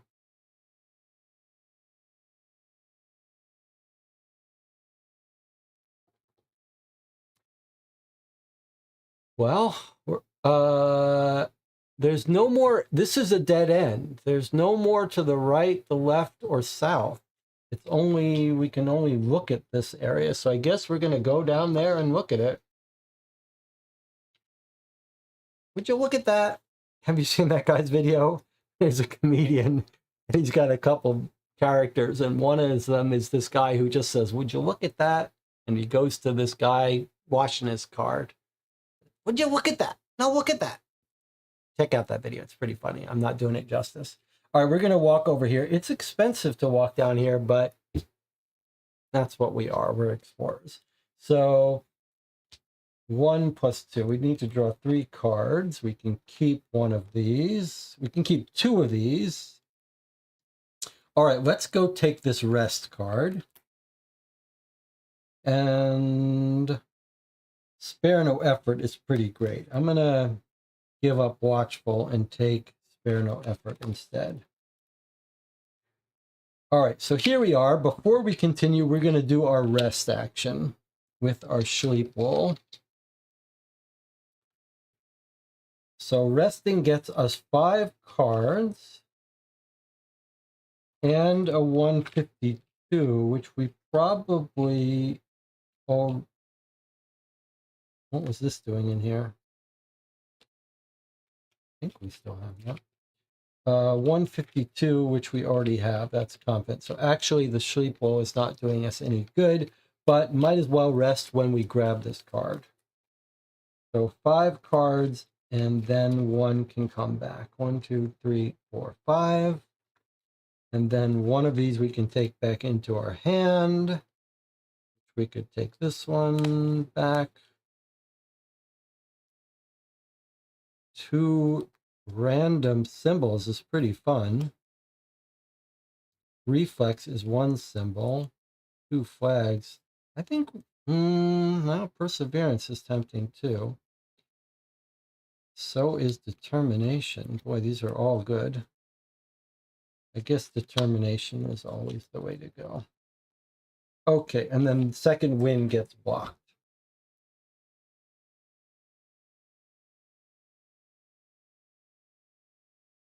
All right. Here we are. We're going to explore this scary mossy wall here. So let's look over here at 218.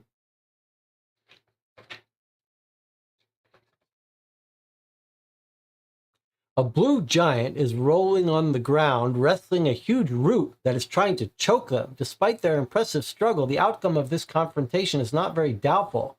If you're going to intervene, you had better not waste any time. Oh, this is cool. Are we going to befriend this blue giant? During each gear-up step of the following action, if you would rather leave, just banish this. Wow, this guy's getting choked. He looks like he's about to die. It's tough and it's brutal. Well, it's too bad we don't have our dog. All right, so tough. Everything is +2. And brutal means that if we fail, take a look at brutal. We don't encounter brutal often. Brutal says if you fail, then you roll a die to see if an armor or a shield or a weapon blocks. So that's very dangerous. Like that could rule out. And we've got to fight it. Well, we only have to fight it twice. As long as we one-shot it this first time, we drop the die down by 2. And then we just have to defeat this. And we can walk away at any time, but we'd like to have this dialogue guy. Now remember, if we weren't dyed blue, even if we saved him, he'd try to kill us because he thinks he's helping us. But I feel like we should do this, right? I just wish we had that fighting dog. All right, so it's a 3, but that 3 is really a 5 because of tough. So 5.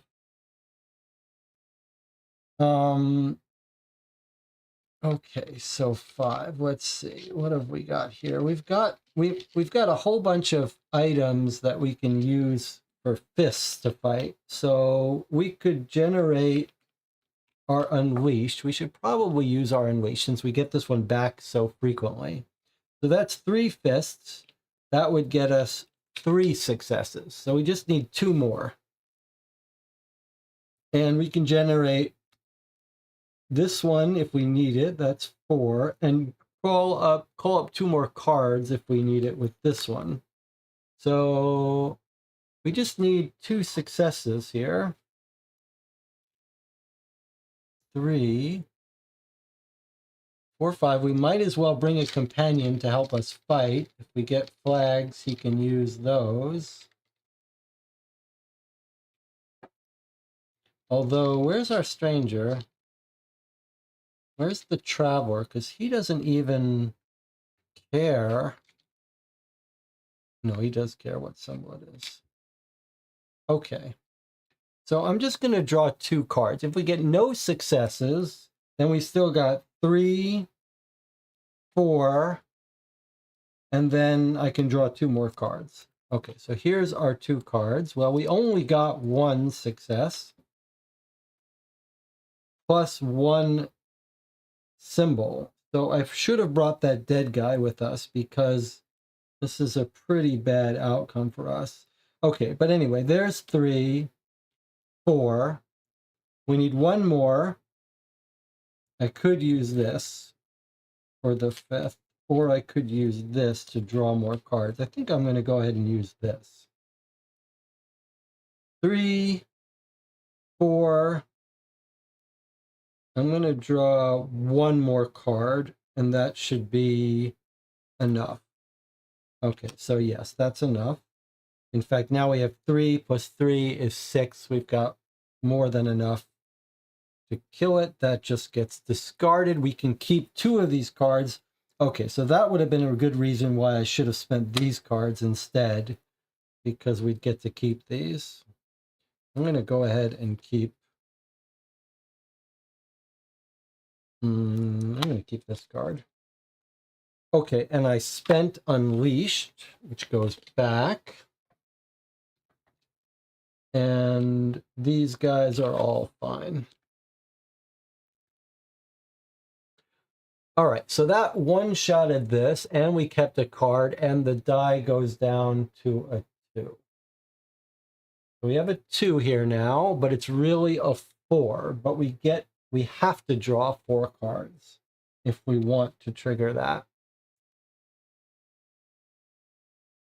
However, oh, and if we don't kill him in one shot, the giant just dies. So we got to get this done. However, we've got 1 star here.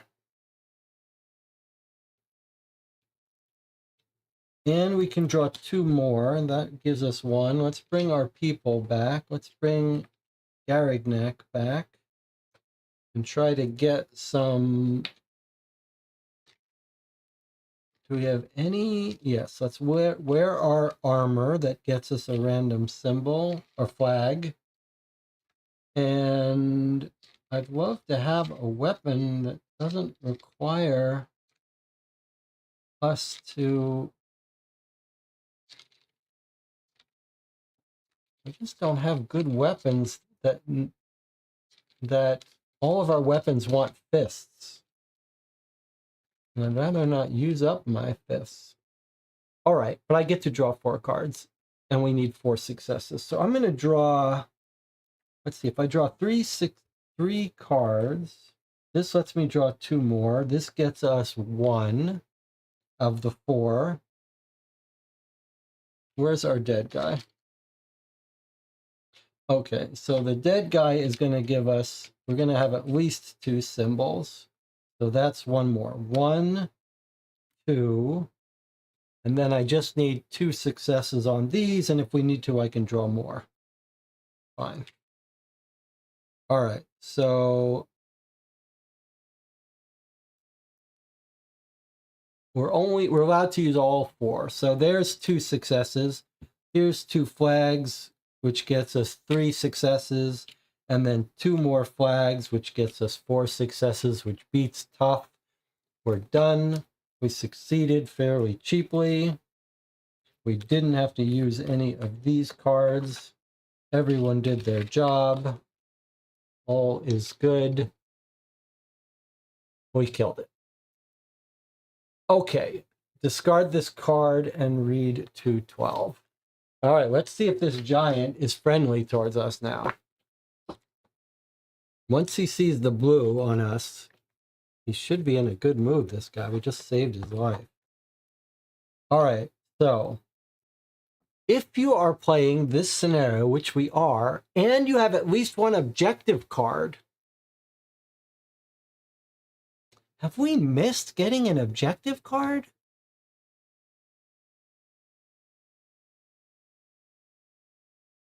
It really feels like we're missing out by not having an objective card. Is there something we missed? Like, did the game in the beginning give us an objective card?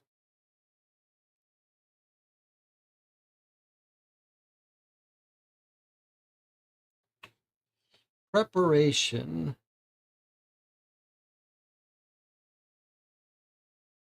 No? It's a shame we're not going to do this, but I guess we're going to have to go find more blue giants once we get an objective card. But we do get to read 229 because we're friendly. Maybe he's going to give us an objective card. All right, we don't have an objective, so we don't get to read 206. Otherwise, we'd read 20, but since we have a friendly, we can instead read 229. I thanking you for saving my life, they say, handing you a leather flask you drink from without question so as not to offend them. The powerful drink lights a fire in your blood. We gain 4 life. Okay, 4 life, I'll take it. That brings us to 49. And we take a 153, which we already have. All right, so he thanked us. They thanked us. Okay, that was 218.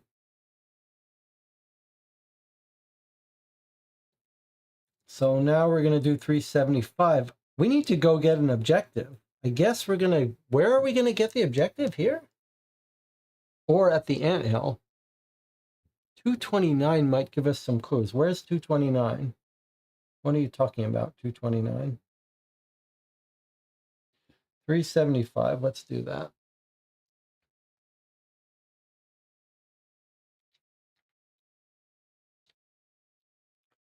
$375 is another scenario specific.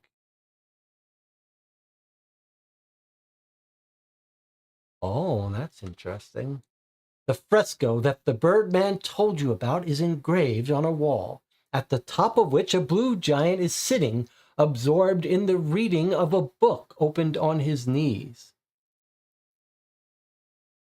They have not noticed your presence. If each involved character has a card with the keyword friendly, doesn't need an objective now, so this is now triggering. Banish a green 375 and flip this. Okay, so we have now triggering an encounter. 375 gets banished without looking at it. And we found our fresco. This is exciting. Here we go. All right. Here we go. Whoa, it's the first time we've seen the face of these blue giants. They're scary. Seeing you, the blue giant jumps to the foot of the wall. For a moment, you fear they'll pounce on you. Instead, they hand you the book, on the cover of which a blue giant is drawn. I needing you, so I understanding what this meaning. Unfortunately, the book is written in an ancient dialect used long before Kellyan replaced it in the Protectorate. I needing you, so I understanding what this meaning. All right, so now we've got to decipher it. It's a 3 and a 5 or a 2 and a 3 if our book score is 15 or higher, which it is. So this is kind of easy for us. And it's deciphering. Let's use our pen and quill, which we've never had a chance to use before. So we've got 2 stars right from that. We just need 1 more star. We're forced to draw, actually, we're not forced to draw any because we're using this. So I think maybe we just, well, let's draw 2 cards. We'll draw 1 card. If it's a success, I won't use this. And that'll be our 3rd star. If it's not, I'll use this. All right, it's not a success. I should have brought people with me. I could have done it without anything. Instead, I'm going to use this. Now, let's just use, it's wasteful, but it's not wasteful. Okay, I'm going to use this for our 3rd star. I should have probably just used this instead. All right, doesn't matter. There's our 3 successes. All right, now, we've got our 3 successes because of our books. Okay, these get discarded. Pen and quill now says, if it succeeds, take a 150 card, which we already have. So I should have, which one is 150? Focused. Okay, I got to start using that 150 more often. And roll a die. Okay, so we have to roll a die to see if the pen and quill destroys itself, and it does. We used up all our ink and paper. That's it. We used it once. So be it. We could use our fortune teller hut to re-roll that, but I'm not going to. All right, so this gets banished and we read 262. All right, let's see what we get from this guy.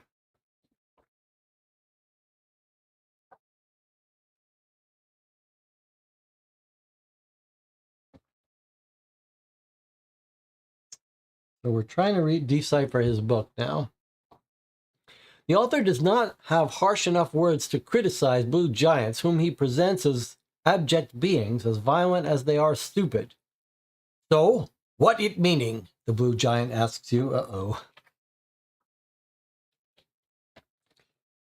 So, take a 150 card, which we already have. If you tell them the truth, read 248. If you prefer to lie, read 225.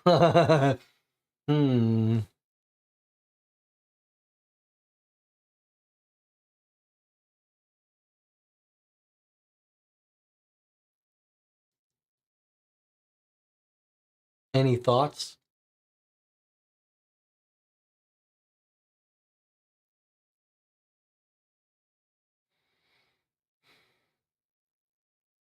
I have an opinion. So our character is the ruthless character, right? We try to do good when we can, but we're not all about truth, justice. We're not about,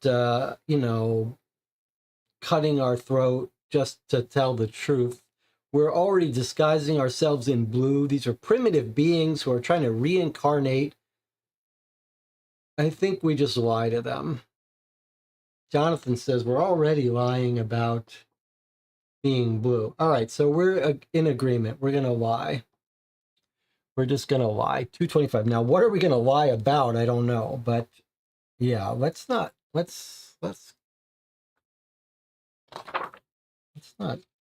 kill ourselves just to be truthful.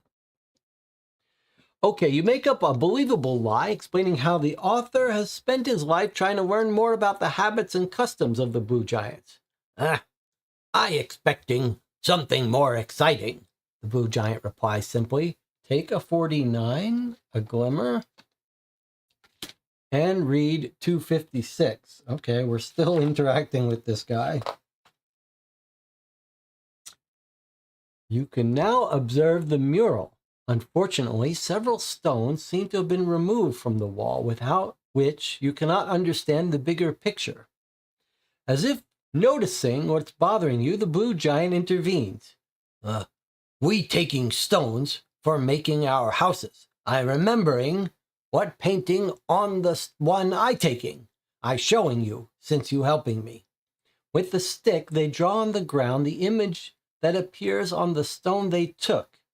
If you finding my friends who taking stones, you putting back together a picture on wall. They conclude before tearing their book apart and leaving. So we just got our objective, which is what this whole thing has been about. Now we know why we're trying to meet the other blue giants. Each of them took a stone. We're going to piece it back together by talking to them. Take a 101 card, a 375 card, which is gold, and a Hope Reborn card. So we're now in it. We are now in it. We now understand what's going on. You look up as you hear a multitude of wings beating. Wrapped in his feathered flock, the Birdman lands beside you. Let me just make sure I wasn't supposed to take any other card, any other 375, because it had us throw away one. No, here it is. Okay, so here we are. After contemplating the fresco, the Birdman exclaims, But, the fresco is incomplete. Several stones are missing. Without them, we won't be able to find the chosen bird. I have a solution. You wait for me here. It's safer. So he wants us to wait for him, but we don't want to wait for him. We want to get more objective cards and come here and make sense of the fresco.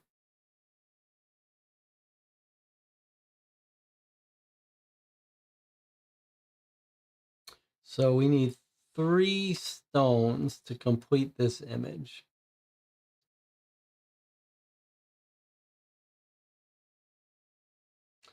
John says, can't we track down that guy we saved? Feels like it's a shame that we saved him before we get the thing from him, but all right. It is what it is. So we come back here when we have 3 or more. Fine.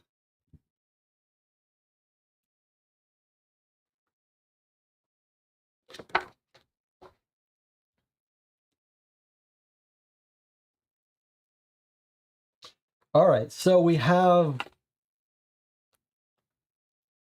we have basically explored this area, and we need 2 more books from giants. Now you can find them exploring randomly, but we've fully explored randomly around here. So we're gonna have to get them from encountering giants where we are, where we can see. We're pretty sure there's one in here. And we're pretty sure there's one in here, right? So there's 2 more. And that's all we need is 3. 3 or more. So, and there could be one in this anthill for all we know. And there could be one here for all we know.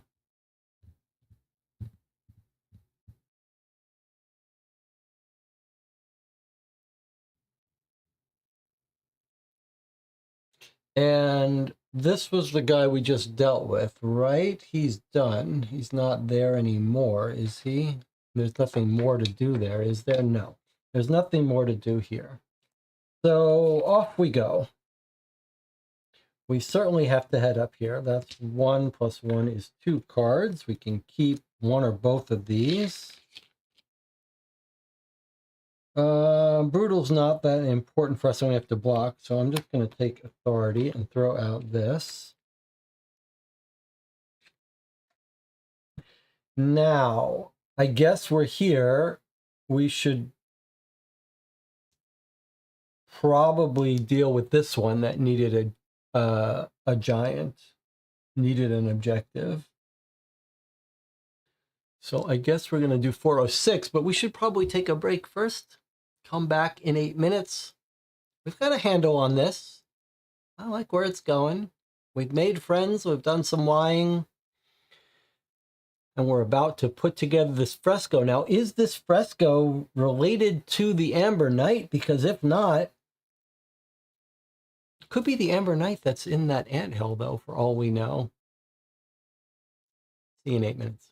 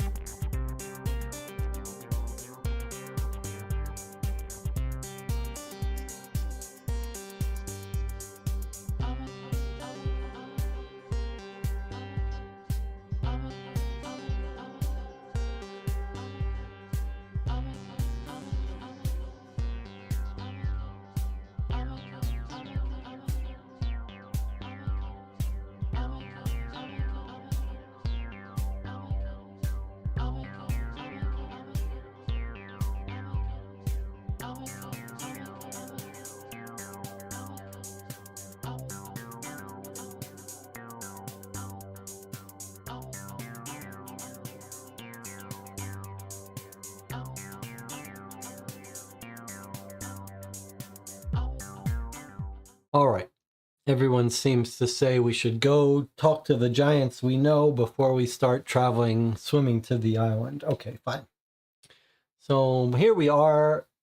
We're going to go to 406, which was the giant that we weren't ready to deal with before. Now we are. A grimacing blue giant is sitting in the grass, absorbed in the contemplation of their enormous foot. They have not noticed your presence. If you have at least one objective, and you're all friendly, which we are, we do, so we can encounter this. The blue giant finally raises their head and beckons you to come closer, showing you their foot. A dozen barbs,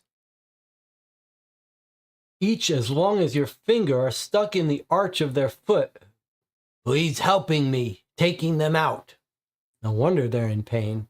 Bakir's barbs are extremely poisonous and would have killed an ordinary person in no time. All right, so we have to do a heal action, but that's all right. We're pretty well set up for that, though we don't have any special items, but we do have someone who's good at healing, and I thought we had a book about how to heal. Yes, we have causes and curses. So if we fail,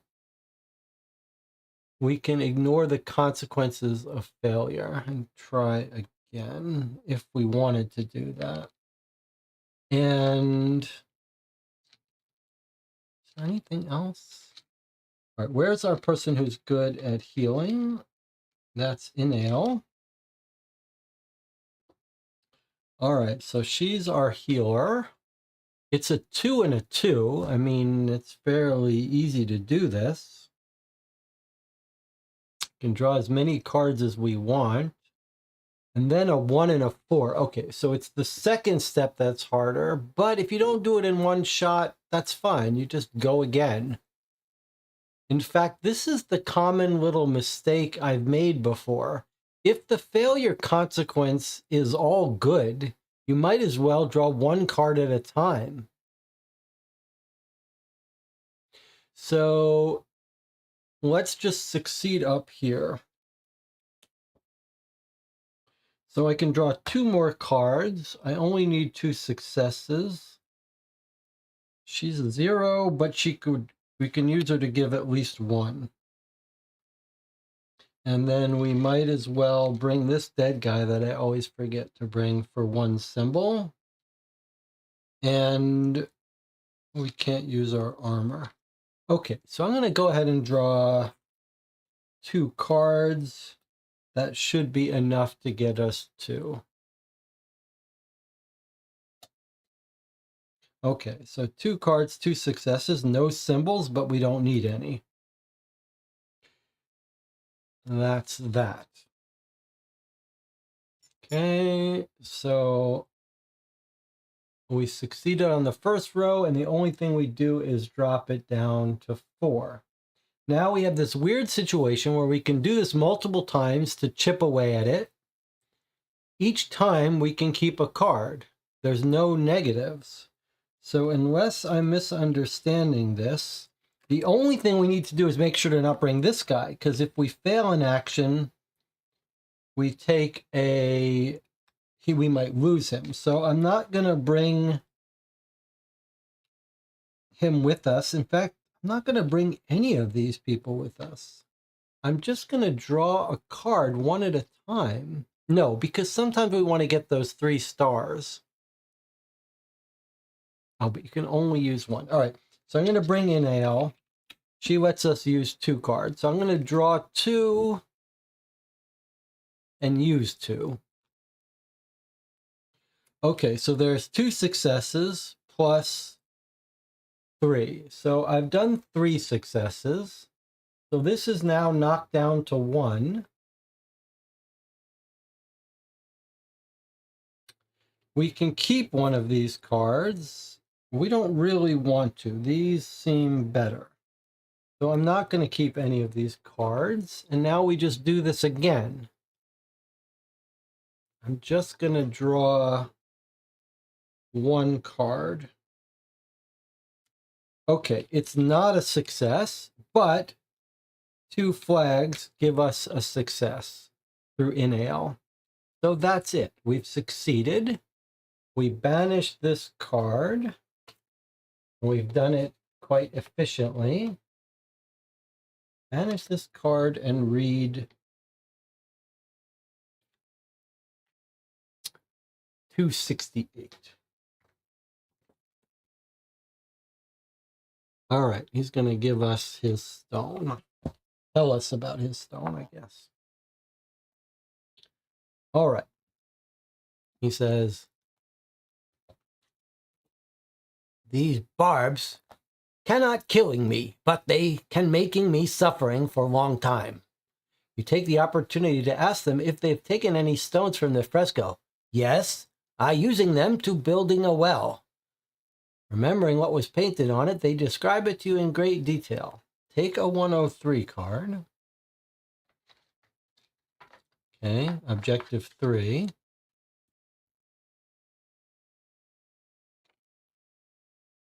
And if the latter is available, take a 99 card. So we've got another Hope Reborn.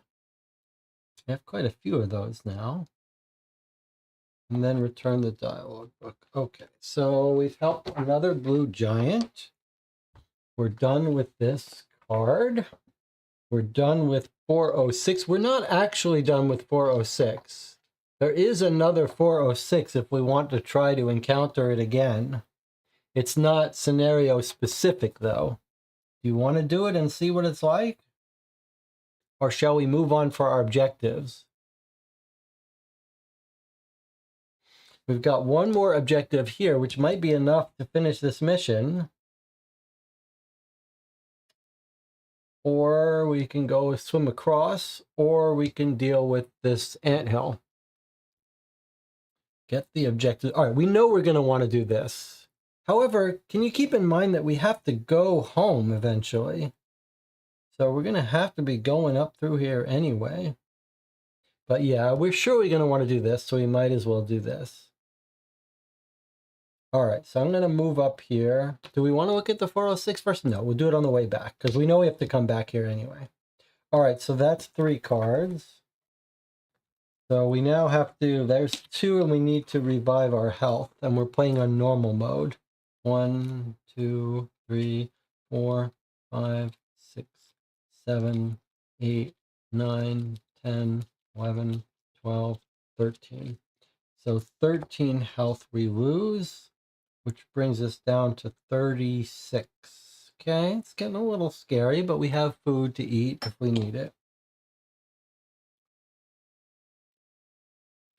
Okay, Inail did her job. She can go back.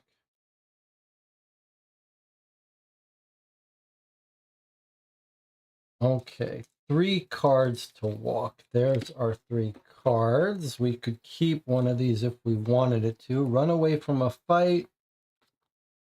Well, this is certainly worth keeping. Instead of motivated. All right, so here we are. 260, we finished with that, right? There was nothing interesting there, is that right?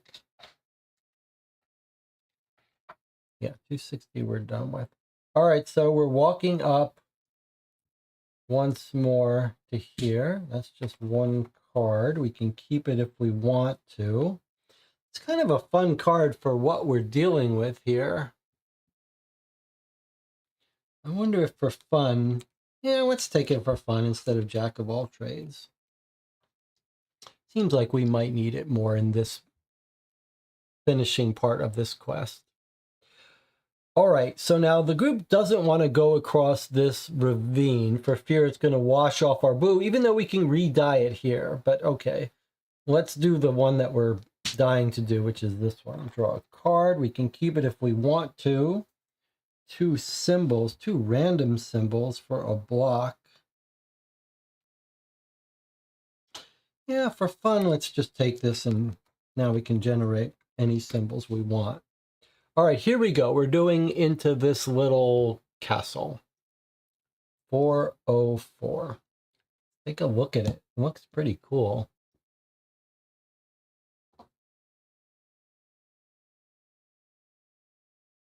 All right, 1 card.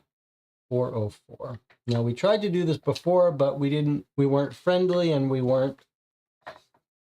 didn't have objectives, but now we do. Not far from the imposing building, a blue giant is standing on the shore of the lake, leaning over the water. They have not noticed your presence. If you have 1 objective card, we do. And you are friendly, then we can flip this. All right, here we go. You cough to attract the attention of the blue giant, who stands up, towering over you by several heads. Read 223. Okay, here he is.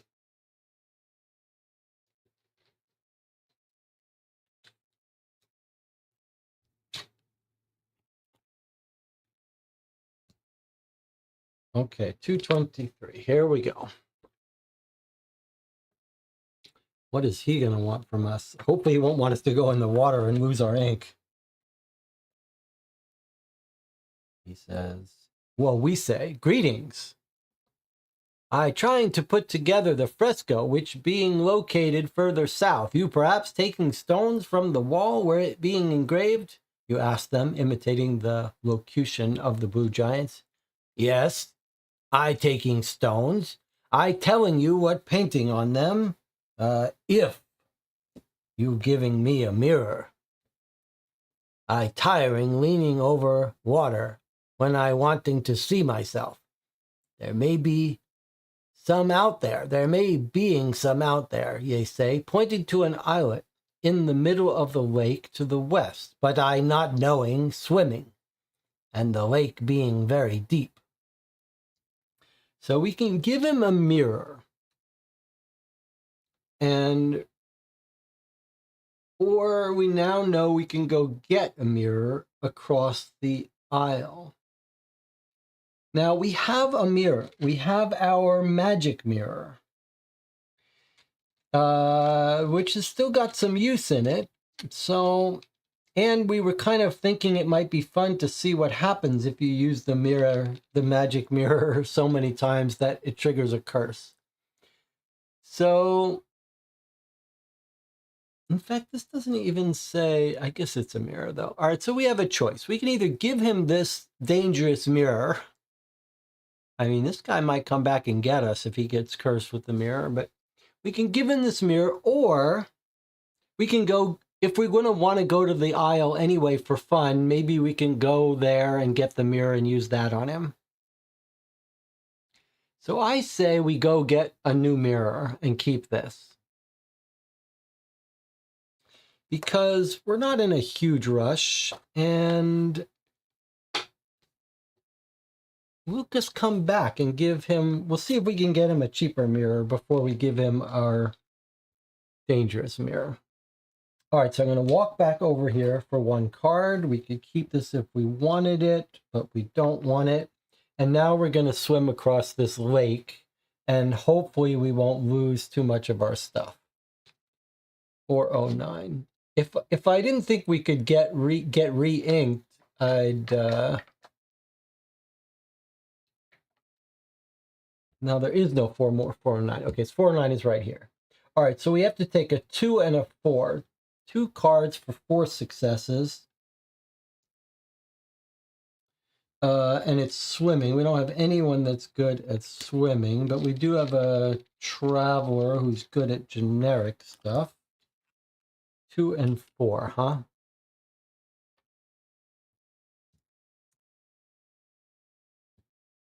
Okay, 2. All right, doesn't want to do it. 2 and 4, that's fine. Okay, so here's 1 if we need it. And here's 2. I'm going to go ahead and use our confidence just for fun, because why are we carrying this stuff around? That's 1. I'll draw 2. We'll probably get 2 and be enough. Okay. All right, so I've only got us 1 star here, but 1 star, 2 star, 3 stars, but we need 4. So I'm going to have to spend, I'm going to draw another card with this. See if I can avoid using this. Okay, so yes, I've drawn another card, but we can, yes, we can use as many cards as we want. So there's 3, there's 4, there's 5. So we overdid it a little bit, and I had to spend spare no effort. That's fine. And I spent confidence. So cost us some of our strong cards, but reduced the draw. That's fine. So we reach the Isle. So we take a 426. Who knows? Maybe we'll meet another giant here as well. All right, here we are. We've swum across. You recognize the tree on the Isle. It's a chari tree, like those that once stood in the sacred grove at the Citadel. Kellyan's shooter units used the pits of its very bitter fruits as ammunition in their dreaded grenades.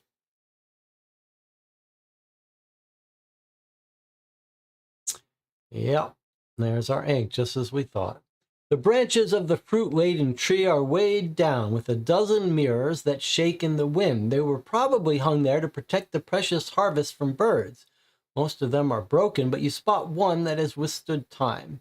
Okay, so return your cards with ink. So we just lost our blue die. Okay, that gets returned, 424. All right. And then 149 gets revealed, and we try to take a mirror. So there are two mirrors. So we get one of them.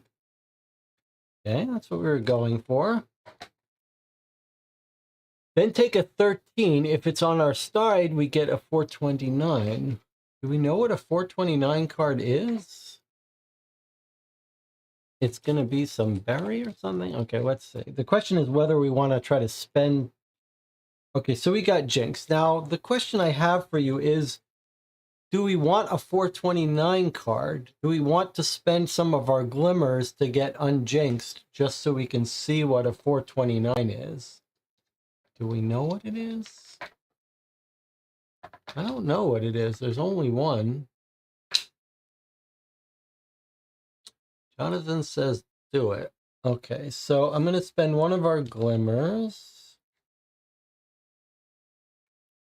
to draw a replacement 13 card. We're jinxed again. All right, well, we're in for a penny, in for a pound. I'm going to spend another glimmer to redraw again. Lady Luck is on our side this time. Okay, so it cost us 2 glimmers just so that we could... Well, okay. Just so that we could see what this is. A 429 card. Okay. Which I don't remember if we know what it is. And then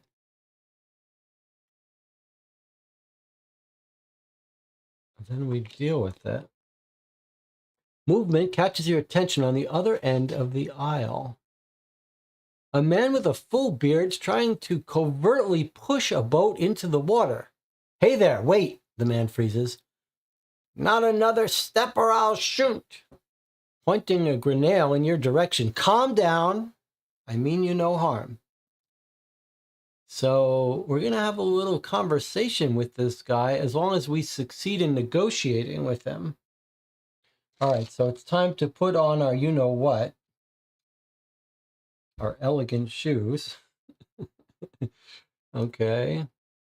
They don't really help us, but they're fun to wear in such cases. We can convert dexterity to success. We need 3. All right, who's good at negotiating? She is pretty good. Anyone else better? Ald is good too. He's basically the same. Dog is not good. He's good at giving gifts, though. All right, so let's make this work here.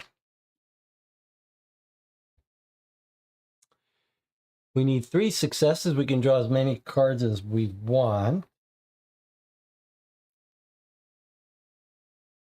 If we fail, we lose our chance. Okay, and the shoes turn those into successes. So we're going to be able to generate 1 success through him. And we could generate 3 right here. So we could generate all of them straight from this. And we've got here. So I'm just going to draw 2 cards. Let's see if we get lucky. If not, I'll use my hand. All right, so we actually did get fairly lucky.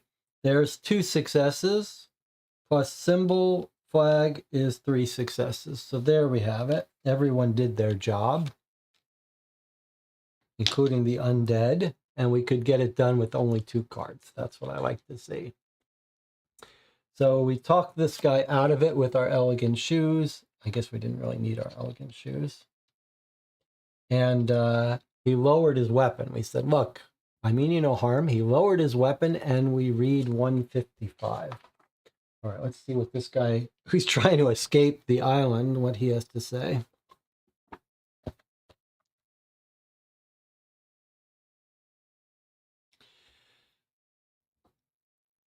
Just arrived from the garrison of the outer edges. My companions and I have been hiding there for 3 cycles. The war has worn us out, he confesses, his eyes distant, no doubt recalling some sinister memory.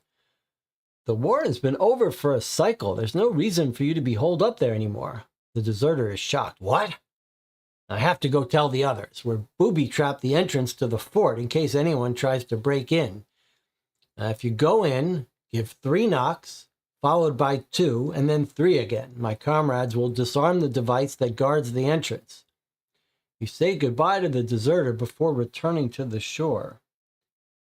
Take a 419 card and return the dialogue book. So he told us something that we should write down. I don't know if we're going to... Oh, yeah, we don't have to write it down. It's right here. It's the secret code. The code will allow you to safely enter the garrison of the outer edges.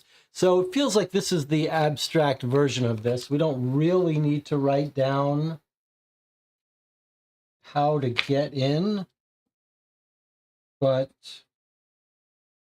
I don't know. Should we write it down? It feels like we just need this card instead. But he says the fort in the outer edges. The outer edges fort, card 419.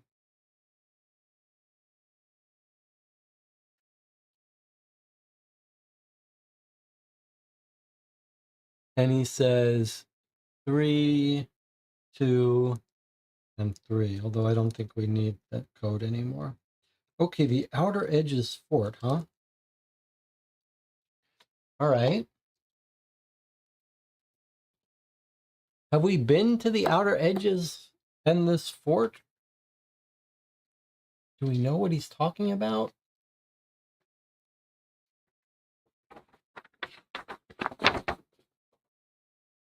Where is the outer edges fort?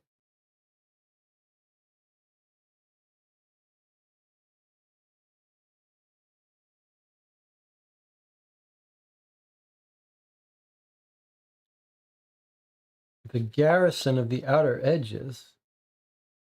That's where we are, basically. I don't understand. Is that this place here? But we're already there. How can that be there? I guess we're here. We're here in the Forgotten Wilds, so the garrison is east and north? I thought we've been as far east and north as we can go. Yeah, maybe we've got a specific scenario quest here, but in a future mission we could come up to here. I guess this card tells us what it is too. We could look at it, but yes, I think you're probably right. I think probably we're talking to this giant outside this fort, and maybe on a non-scenario specific card we could get in there. All right, but that's not where we are now. So we're over here. I guess we're here. We lost our ink, but we got the mirror that this guy wants.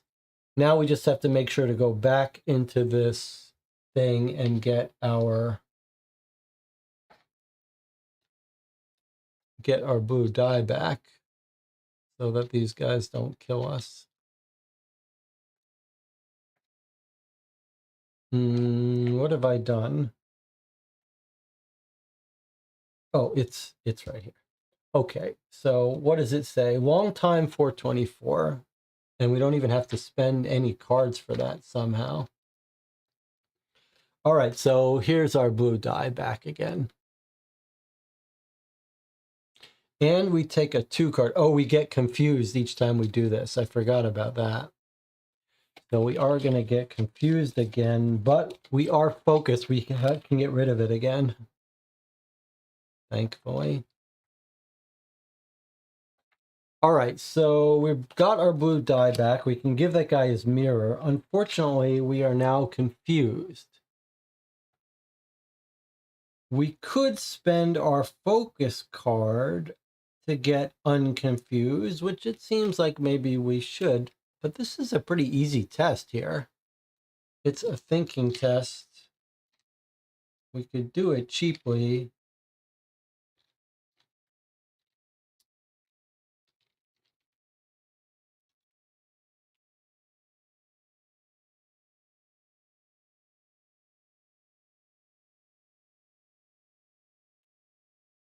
We could go ahead and do it cheaply, but should we not overthink this? I'm going to go ahead and try to do it ourselves. I'm going to draw 2 cards. I'm not going to spend focused. Trying to get us unblocked ourselves. Okay, so I drew 2 cards. I can only use one of them, except she lets me use 2. That's it. That's 2 successes.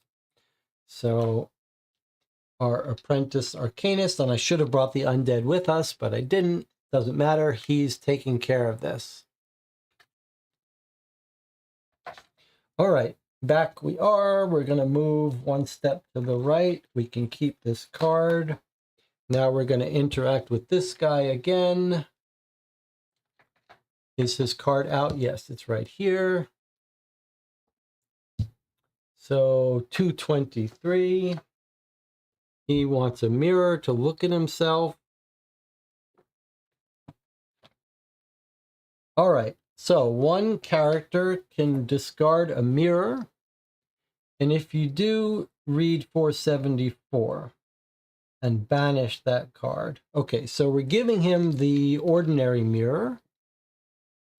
That's fine. So that gets discarded.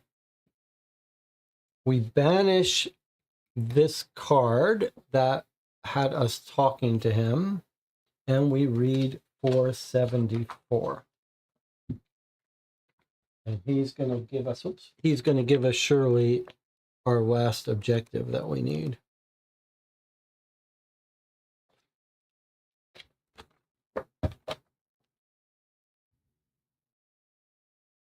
Okay. You keeping your promise, I keeping mine.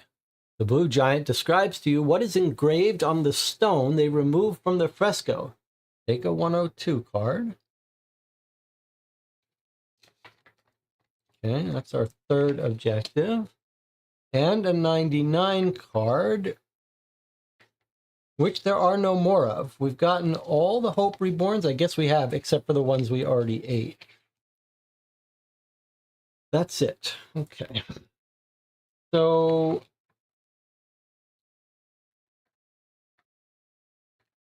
there is a 404. We could go in here now. We could go in there now. We do know the code. Shall we go in there for fun? Seems like we should, right? Yeah, let's go in. Okay. You're standing in front of a massive reinforced door, the only way into the garrison. You knock several times, no one answers. You're about to open the door when you notice a sophisticated protective device that will trigger if opened from the outside of the building. So we can either lockpick it or 00 if we have a secret code. Okay, so we have the secret code, so we just easily do the secret knock and they open it. Banish this card and read 323, otherwise we would lose 4 life points. Okay, 323.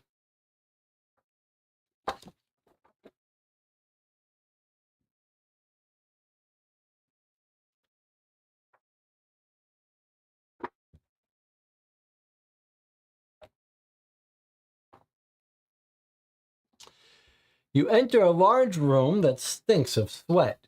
Several beds are arranged against the walls. In the middle of the room is a table laden with some books, a pitcher, and playing cards abandoned mid-game. If you have a secret code, banish it and read 245. Okay, we do have a secret code, so we lose it and we go to 245.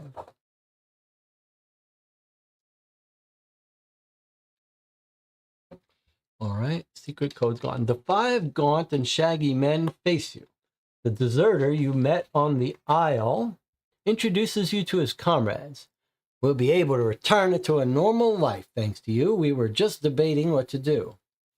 I've been running a community at the foot of Ninadazur's Citadel since the reversal. You'll be welcome there if you agree to join us.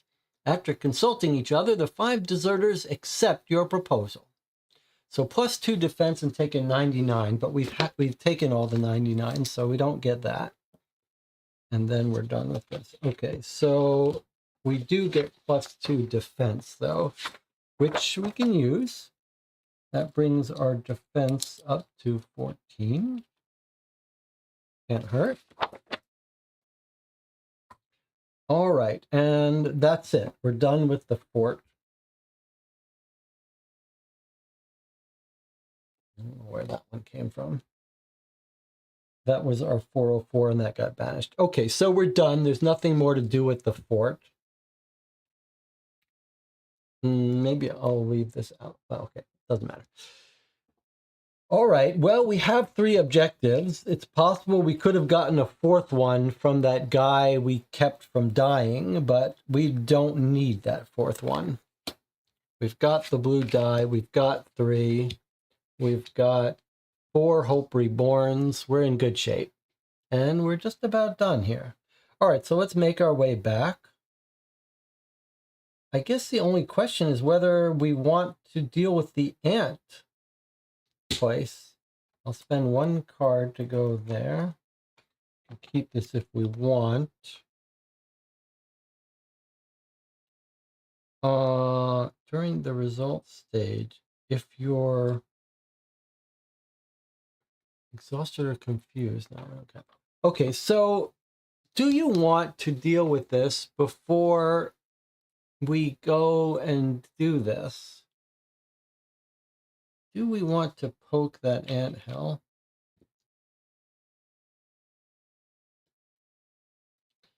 I suppose if we're going to have to walk back this way anyway after we do this, if that's what we think, then we'll deal with this anthill later. So I'll just walk on home. There's 1 card. It's a reflex. I want to keep this card for fun, this one, so I'm not going to throw that away.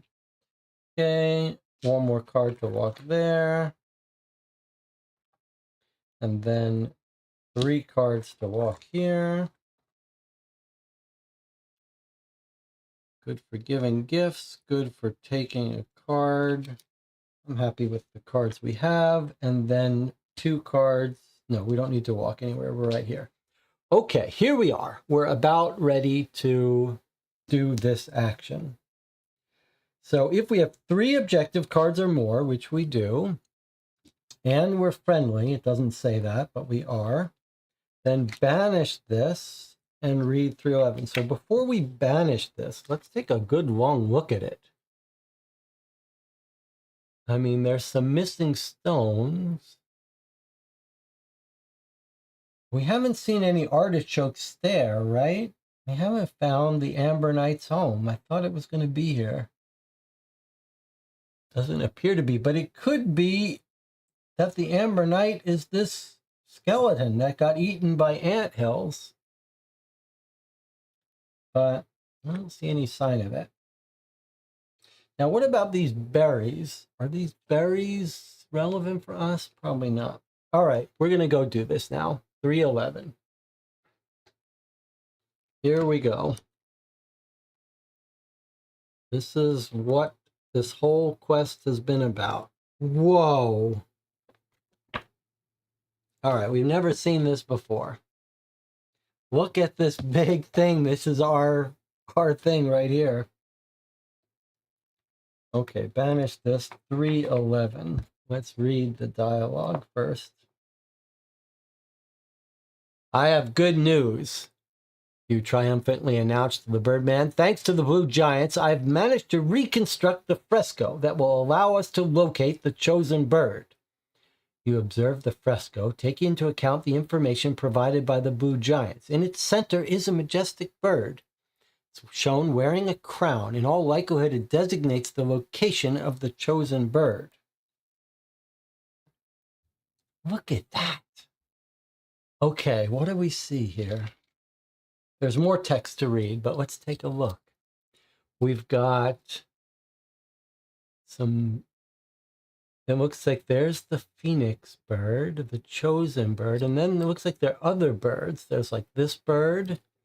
There's this bird here with the blue sun. There's this bird here.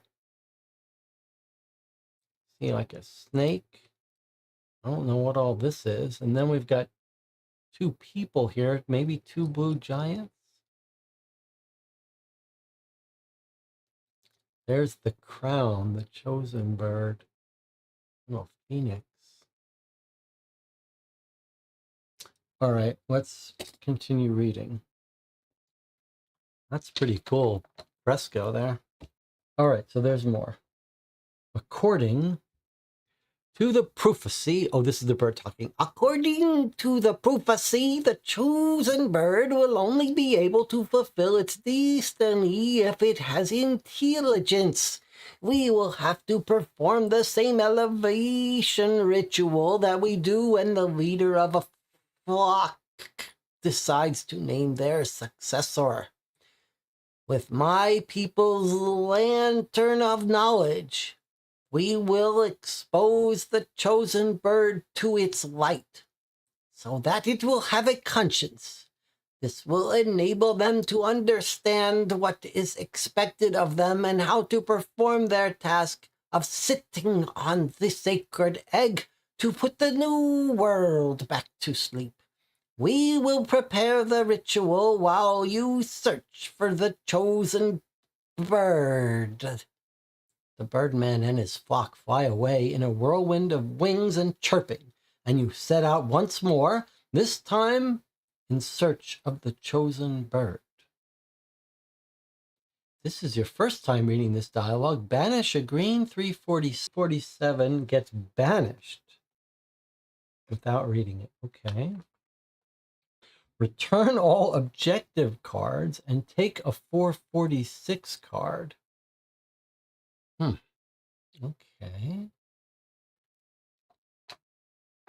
446 card, huh? Okay. Whoa, there's the 446 prophetic fresco. Thanks to the information obtained from the Blue Giants, you've managed to reconstruct the complete image of the prophetic fresco. With it, you should be able to locate the chosen bird. When you see the visual of the prophetic fresco again, then when you want to see it, okay, so you have to spend a couple cards to look back at this image. And if you have difficulties, you could do a 9 and a 9. So if we get stuck and we need a hint, you can do 9, 9. 9 cards, 9. Okay.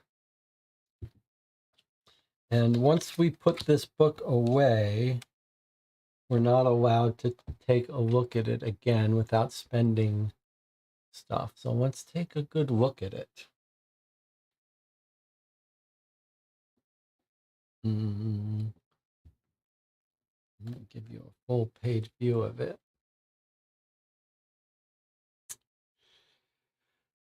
So it looks like it's triangulated by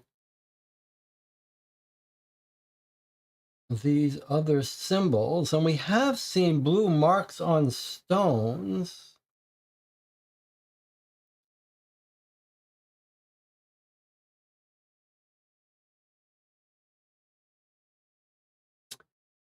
So, okay, let's take a closer look here. We see a pond with fish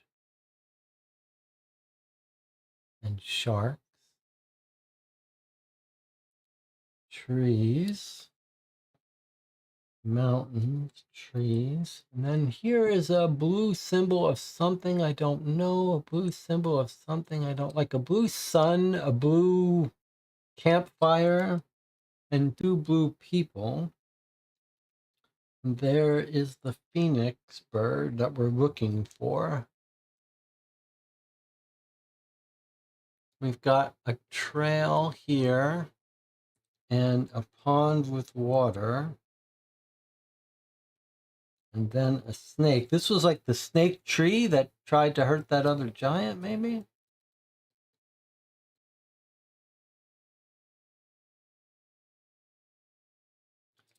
Could these be the stilts people, Jonathan Warner says? Like, but isn't the chosen bird? No. Okay, so I was going to say the chosen bird we were told is in this Forgotten Wilds land, but it's not true. The Birdman said that the fresco is in the Forgotten Wilds, but the bird could be anywhere. The bird could be anywhere. So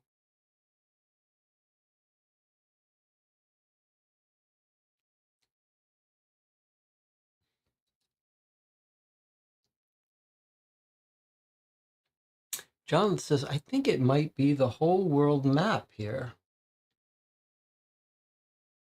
The blue object to the north is the egg. You think this is the egg. Okay. If this is the egg, this would be the people on stilts.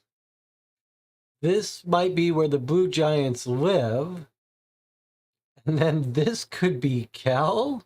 That's a very intriguing idea. That is a very intriguing idea. Kel or near Kel?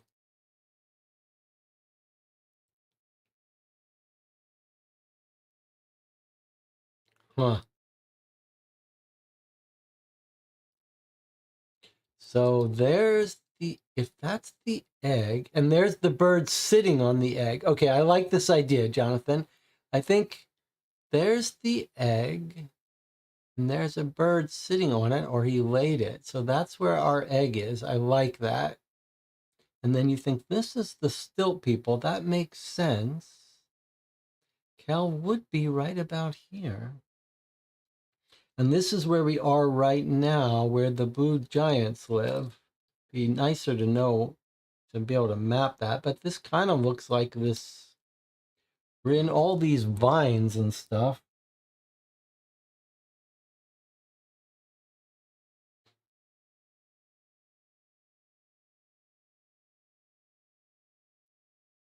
Where are we heading to Cal? What does the card tell us? How are we going to recognize it?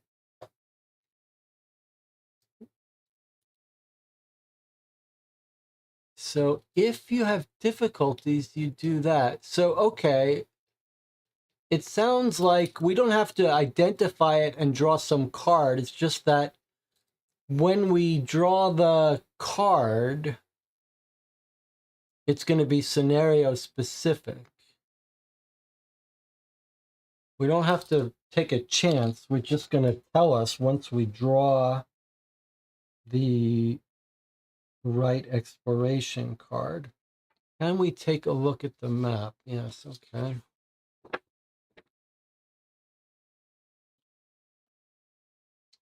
All right, let's see. So we think there's Kel.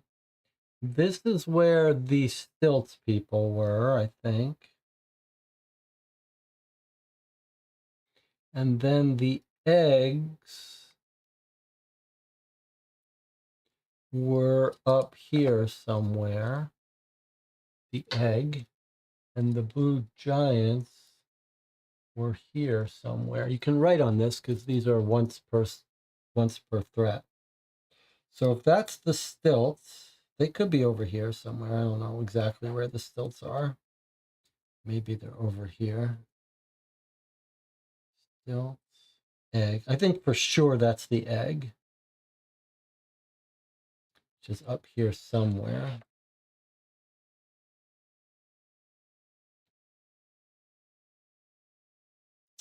So it would make Cal a likely location for this, or something around here, right?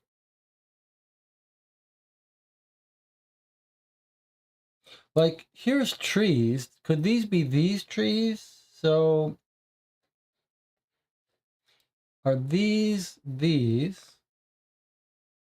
And then here we have a river that curves up. It doesn't really match that, but this snake could be this.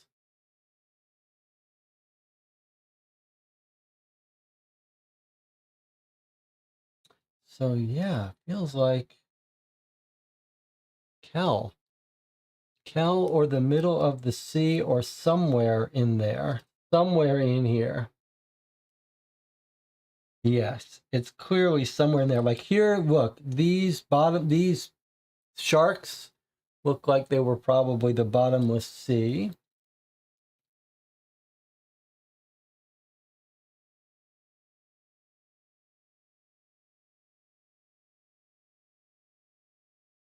I wonder if you could also imagine that each of these birds is a citadel. Like, was this the citadel where we are? Is this the citadel that's all broken down that we went to in our first threat? Is this egg another citadel?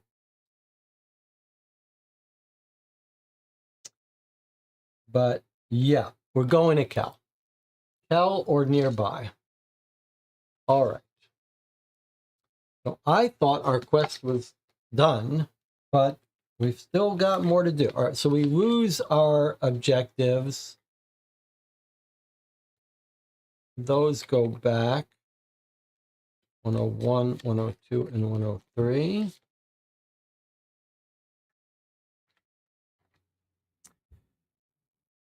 And time to go home and decide whether we want to do the anthill.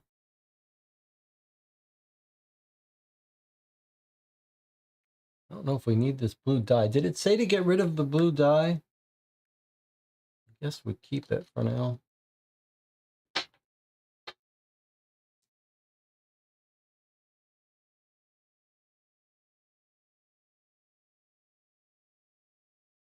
All right, well, we have to leave here. We could travel by underground, though.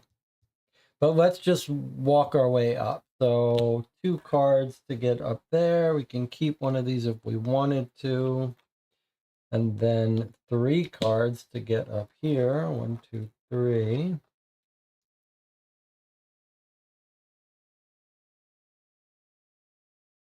Too late for onward. And then 1 card to go here.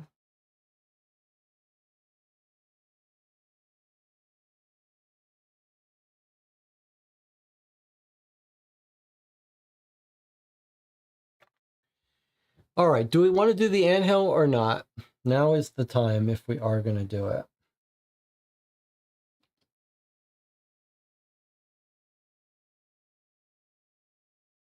All right, well, we're in for adventure. I say we do it.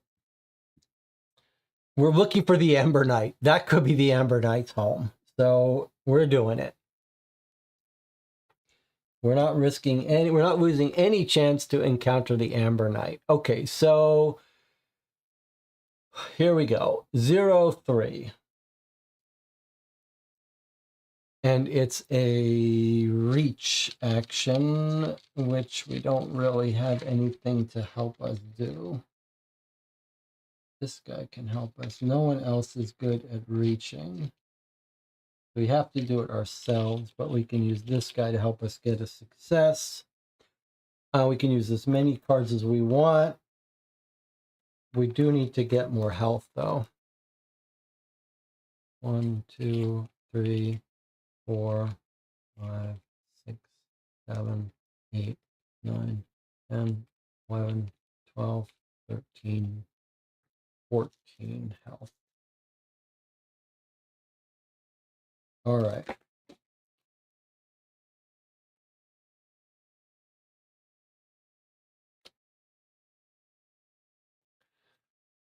$14 health. Let's do that first. That brings us from 36 to 22. Okay, we don't have that much health left. Let me go ahead and get cards.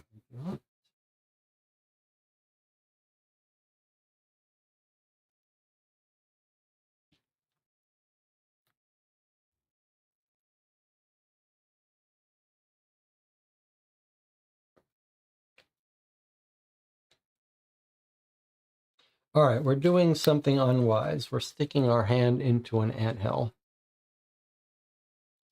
But all in the name of science. All right, so there's one card. And let's look at it again. We need 3 successes. But if we miss, nothing happens. But we'd rather have the 299 in case, oh, we need to do, if we fail, nothing happens. No, I mean, if we fail, something happens. We just get rid of this. But it doesn't really matter. But we'd rather have the 299. Kind of weird how in one case you replace it. Okay, it doesn't matter. As many cards as we want, 3 successes. And we can already generate 1, 2 if we need it. So I only need 1 success here. Okay, I'm going to draw 2 cards. Okay, so with 2 cards, I've got 1 success, 2 success, and we need 3. So we're just going to spend this to get our 3rd. Okay, everyone's happy. They did their jobs. And we have grabbed the stuff, I guess. Grabbed the weapon from this thing's hand. So we get a 299 and a 334 comes out. This is what we're more interested in seeing, the 334 gold. Thousands of insects swarm around the anthill. You've never encountered such large and aggressive specimens before. Surely the mutation has something to do with the necro-druidic vegetation. Okay, I don't like the sound of that. I don't like the sound of that. We've never before seen something so evil. All right, but 299s are the good weapons, and we can use them while we're here. Let's see what we got. A hatchet. That does not seem like a very good weapon. All right, but it can be used. It can be used. So we banish this. Okay, here we go. Let's see how bad this is. Oh boy. All right, it's another coin at least. So we got our coin. During the draw step, you must draw 2 additional cards. If you reveal at least 1 reflex card, you avoid the ants. Otherwise, they bite you. Block a companion or take a 3. All right, so this just slows us down when we're leaving. It is not a big deal. And we've got 4 coins. Now look, let me show you one thing that's cool. It says when we complete this quest, we should go to Kel after 4 coins are found, and we just found 4. So it's nice we took care of that because we're on our way to Kel anyway. So this ends up here, and all it says is when we try to leave this space, we have to draw 2 additional cards, and if a reflex card comes up, nothing happens. Otherwise, we take a 150, which is focused.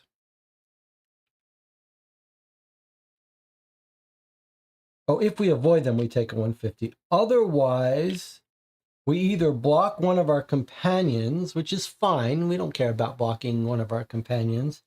or take an O3, which is, I think, poisoned or whatever. So it's time for us to leave here. So we are going to leave. We're drawing one card. This says draw 2 additional cards. So now we could draw as many cards as we want. Hold on a second. Let's think about this for a second. This is a mandatory modifier. So when we walk, we're going to have to do this, but it's not a mandatory action. So we could take another action first. This lets us choose a card from our discard pile or action deck. Is there anything we want to prepare for?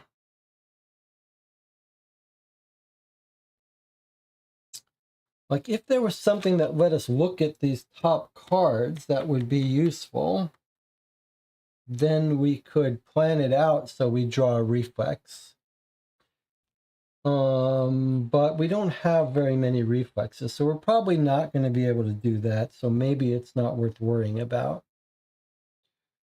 Or if we could get rid of a venomous, a poisoned, we could do that also.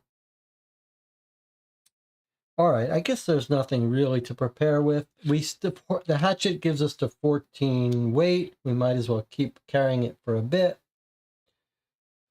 I guess we just walk away here. One, we draw 2 extra cards. If we get a reflex, we're lucky. We don't have many reflexes, probably not. So we didn't draw a reflex. These get discarded. Now we have to either block a companion or take a 3 card. I think we could handle any of them, but we might as well block a companion because we have so many companions that we don't really care about. We'll unblock them later. So I think maybe we should just block the stranger. He's pretty useless to us. So I'm just going to block the stranger. And we're on our way. No big deal. Unless there was some interacting with this card. No. All right. So here we are. We can go on our way now. Now we go down here. Keep this card. I don't know why we want to, but we will. We already looked at this. I can't remember what this was, but obviously we did. So now we're going back down here. 1 card.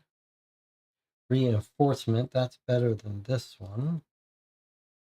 All right, now we have a bit of a tricky situation on our hand, which is that when we started this session, we were continuing our previous session, and we had cards out, and I just took them down, have a manageable space, but actually, this has all been explored and shouldn't have to be re-explored by us. I just took them off the board so it would be a little bit easier for us. So in actuality, 288 is here. And then 240. Whoa, what's happening? So 288 is here, 240 is here. Like these are all explored. These were the people we talked to. We're trying to get back to Kel. 326 is here. So I took these down from our previous session, even though we're just continuing it. I could make us re-explore all this, but I don't see the point. Let's just continue back from where we left off.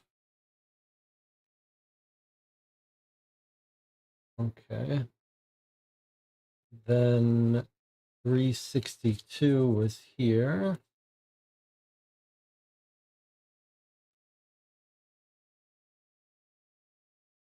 $239 was here. These are just cards that were out on the table explored from our last mission.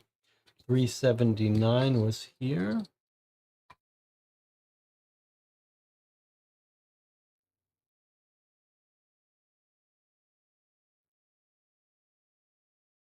194 is here. Out of space here. I suppose I could put stuff away in the Blue Giants land.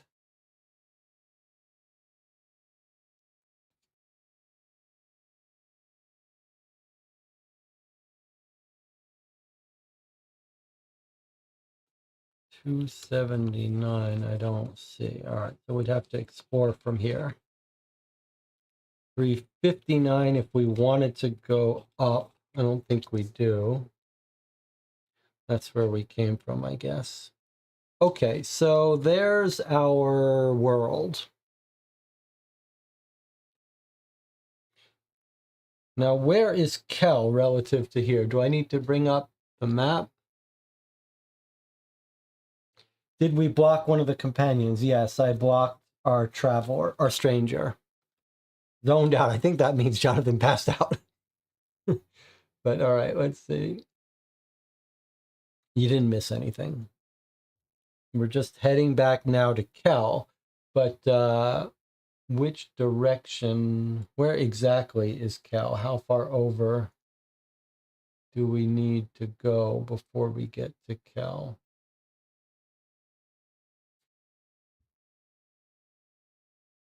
Should be almost straight down now. All right, so this spot here.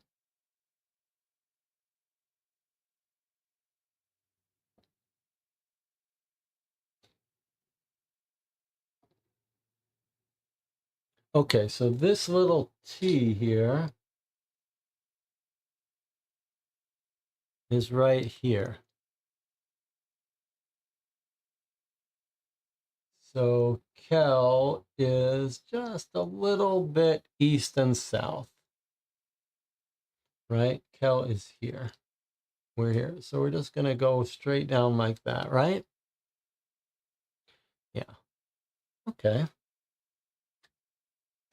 So I think what I'll do is let's just walk ourselves there. 1 card, 2 card, 3 card, 4, 5, 6, 7.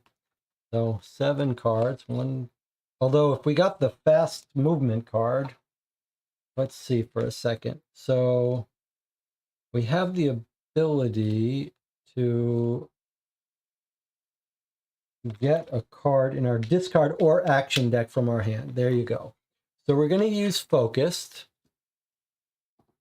We're going to use what? We're going to use Focus to go grab the fast movement card.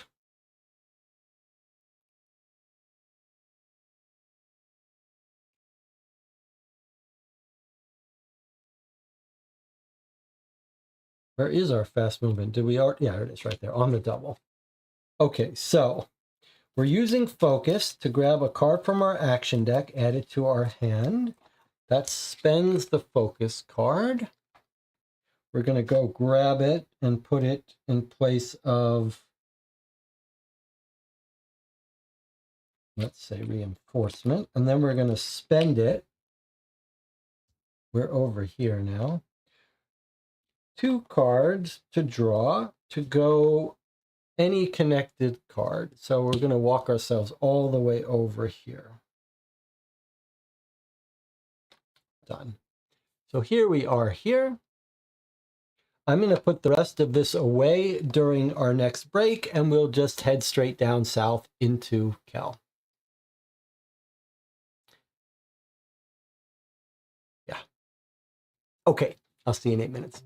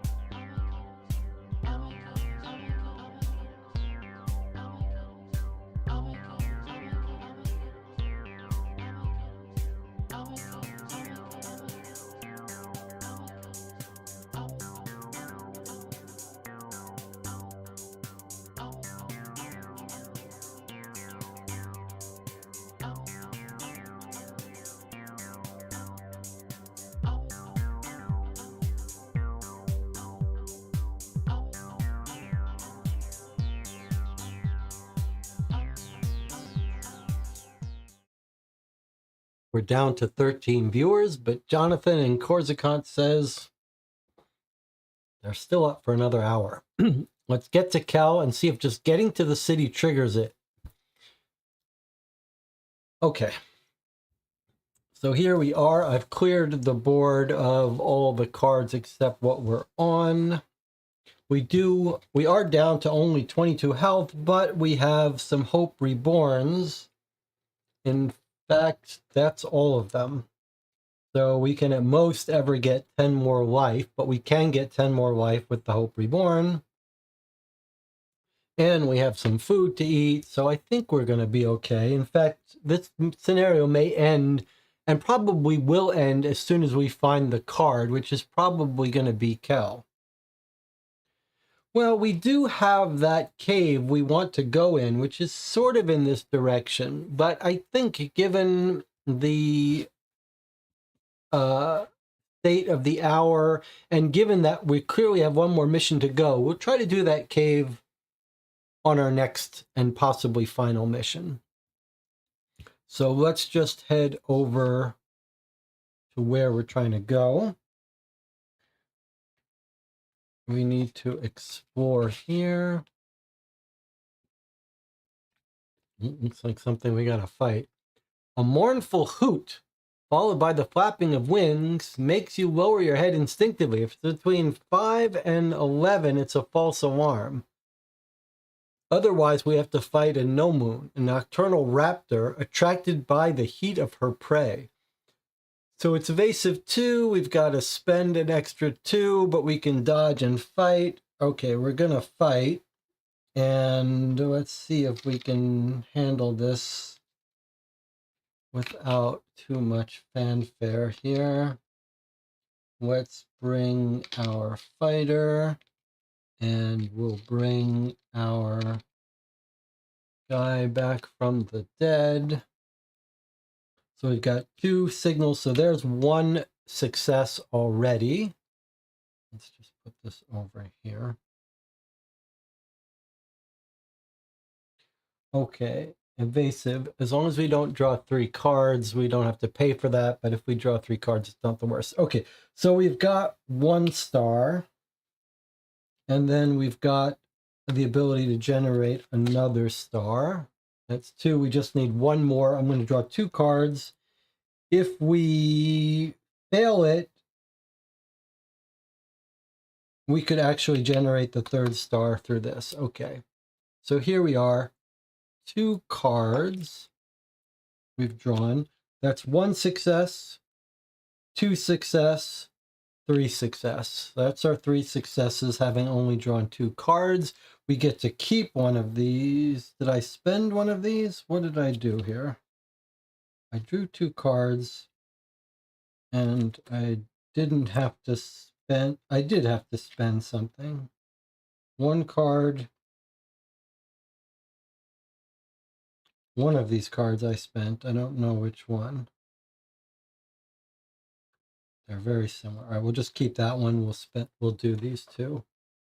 2 cards I drew. No, I drew 2 cards and I had to spend this. That's it. 1 6. Yeah. Yeah, it must have been this way. 1 success on the cards, 2 flags. Oh, I didn't have to spend this. 1 success. Yes. No, 1 success, 2 success, 3 success. Okay, we didn't have to spend a card. We just did it with our cards in hand. Fine. Okay, that knocks this down to a 4. Sorry about that. Now, we could just take, rather than try to get 4 success, we could just defend ourselves with 2 shield. With 3 random things and draw no cards. This guy gives us 2 shields. Look at that. This guy gives us 2 shields just for using him to fight. So we're just going to not even wear our armor. We're just going to take these 2 guys into battle. He's going to let us draw 2 less cards. We're going to draw no cards. We're going to let this bird try to bite us, and this dead creature is just going to eat it. The only danger of that, though, is we have a 30% chance of losing our undead guy if we do that. because the action will technically fail. I don't know if we want that. Now that I think about it, sorry to draw this out, but where's our other armor? Because I don't think we want to lose this guy's. I don't think we want to lose him. Instead, we'll do it this way.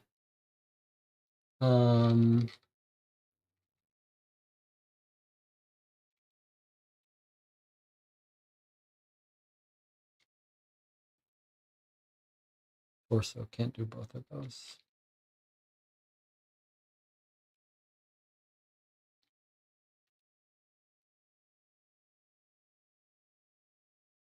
Okay. That generates one, which is going to generate one shield. But I don't want a shield. I want successes now. Because I don't want to fail that.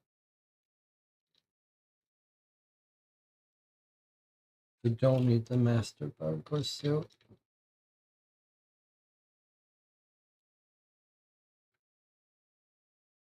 There we go. We're going to use the axe and this guy to generate 2 stars. And then I can generate 3 stars. I only need 4. We're going to take our companion to let me draw 1 more. Okay, that's fine. I drew 3 cards. I can use 2 of them. No, he doesn't let me add another one. Okay.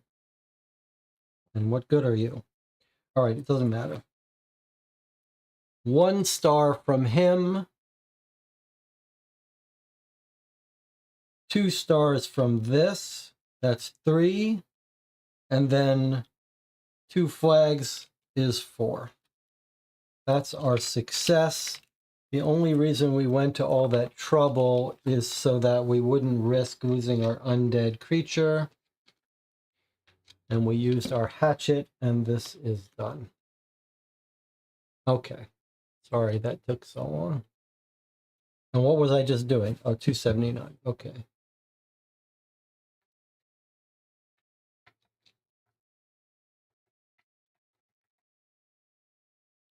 And this is the eroded card, but it's not important for us. We walk to the right. I take a card, keep it. What you guys need is a little separate alert so that you could take a nap until something interesting happens. All right, we're walking over here, and now we're going down, which is a 3 card. Hopefully we won't have too much fighting here. Unfortunately, we do. The earth rises up under the force of a ringed burrower, which at least gets us our unleashed. Okay, now we have to run away before the burrower reaches you, and we're going to take an exhaustion. Okay, 0 cards for if we succeed. But now look, if we fail, we have to do this huge fight.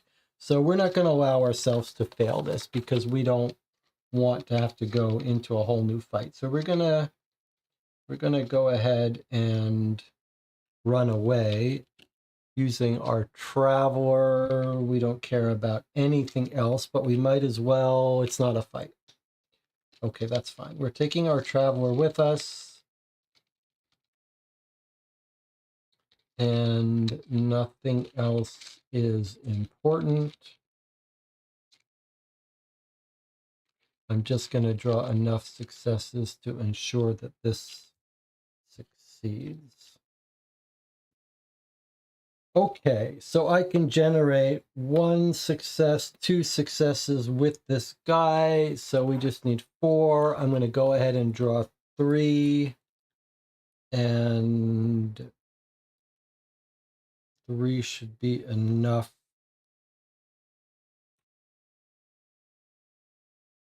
I'll draw 4. We'll see if we can't avoid using all our cards and be sure of this.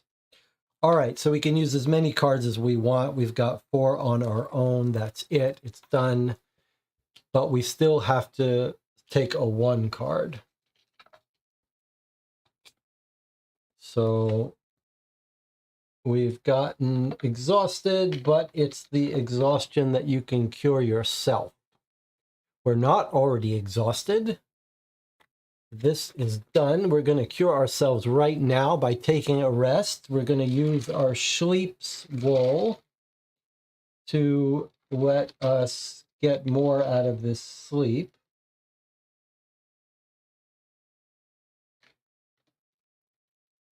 So we're going to take this action. We're going to get a 152, which is confident. And we're going to draw 4 cards. 1, 2, 3, 4. We get to keep one of these, which equals 2 of them because of our ability. We don't care about these, although I wouldn't mind this one. But I'm still holding on to Watchful just for fun. So that's it. This is discarded. We're no longer exhausted. Everything's fine, but we are going to have to re-heal soon. Sleep Ball is done. Okay, 178.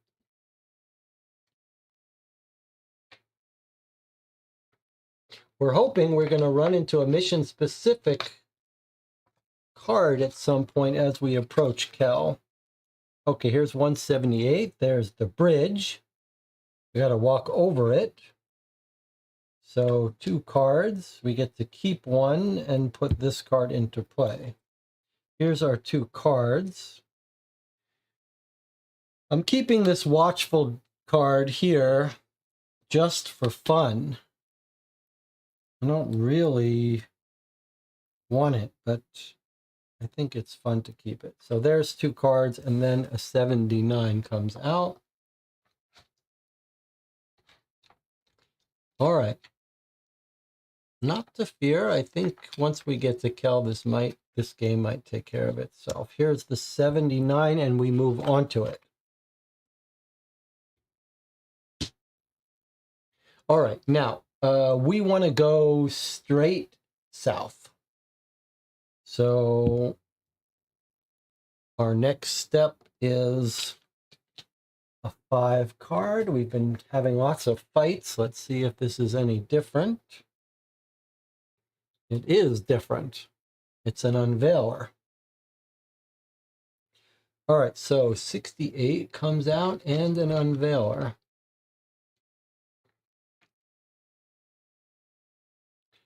68 is 1 away from our Kel Bridge, and an Unveiler is on this space.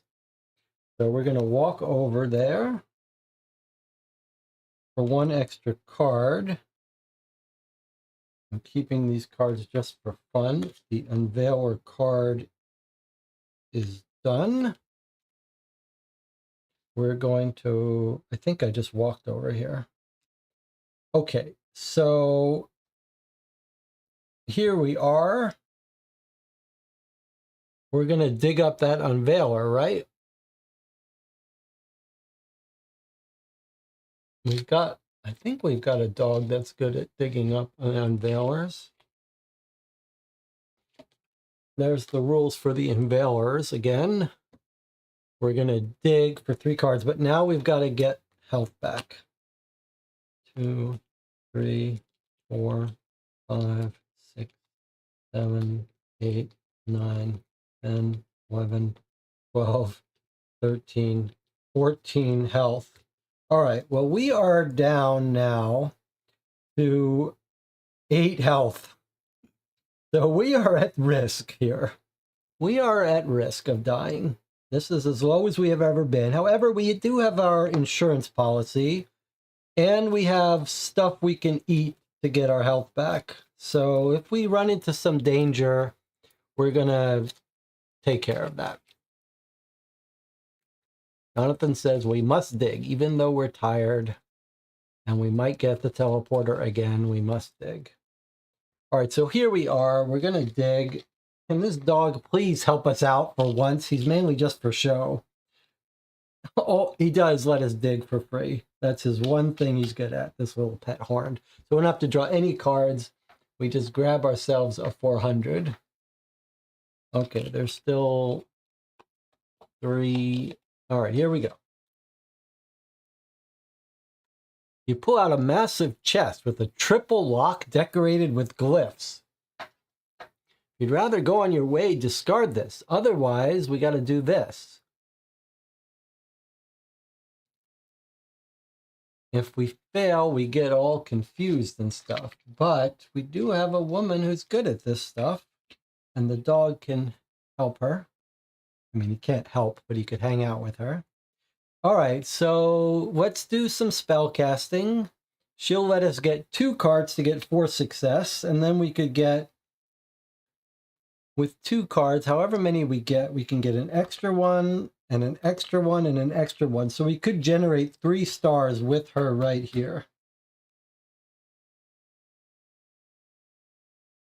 So we only technically need 1 star here, but we can use up to 2 cards. So let's draw 3. Well, we're down to not much health. So I'm going to draw 2 cards. Okay, so with 2 cards, I've got 2 successes. No flags for her. I should have brought the undead, but I didn't. So I'll just have to generate the 2 stars myself. So I'm going to generate them this way. 2 flags, 2 flags gets us 2 more successes. All right, that was not the most efficient thing to do, but we got our 4 successes. And the woman and the dog can go back to their spots. And now we're going to get a 420, which is what? What is a 420 card? More armor. Enchanted metal strips. So it ignores unsettling, and it generates a flag, and it generates a shield. So how does that compare with our other Brigadier? I guess it's a little bit better, but is it more weight? No, the Brigadier was also 2. Okay, let's compare these. These are both very similar, but let's see how they differ. Can you see this well enough? Maybe I'll put it here. All right, so oops, that's not gonna work. Okay, just go this way. All right, so they're both the same weight. We're gonna drop one of these, but let's see. They're both only used for fighting. They both generate a flag. This one also generates always a shield. And the worst case, if it fails, you get improved and you roll a die to block it. So this is better in every way. Seems. Except 3, we're never going to do that. Okay, this is clearly better. Armor of Authority. That was actually we got a pretty special weapon from those Unveilers, finally. And we're dropping our Brigandine armor and taking the Armor of Authority. Okay, that's a pretty cool armor, actually. We finally got some good armor. We finally got some reasonable armor after this whole escapade. All right, that's the Unveilers done. All right. Now we can take one more. That was this. We got to explore down here, and this is, we know what this is, though. Okay. Ugh, another thing, hassle we got to deal with. And take shelter under gigantic leaves known as giant ears. All right, we just got to look 0-2. So we just got to succeed at this. We're looking or compassing. We need 2 stars. I'll tell you what. This seems a waste for this, but look, I've been carrying around this whole time, this whole thing. It is a look. It's 3 stars and draw 0. So I think we just go ahead and use this. Block it. And then we don't have to draw any cards. That makes a difference for us now. So that's it. We succeed. We get to keep one of our cards. But we have no card to keep. Okay, that's fine. Let's just go about our way. We've got bigger fish to fry. Now we're going to go down to 167.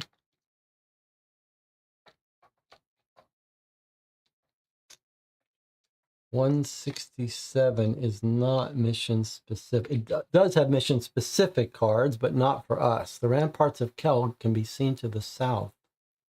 Widening stone bridge leads them as the entrance on which stands a small fort.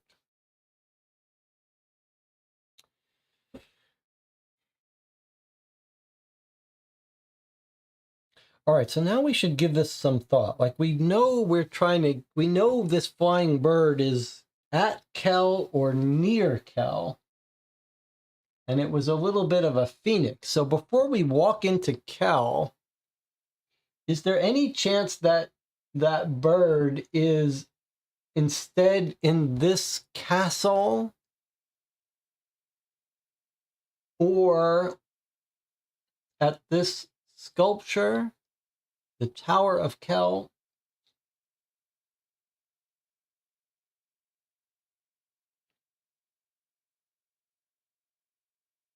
Is there any reason to think, like, I think we're basically got this right, but could he be nearby in some other close area?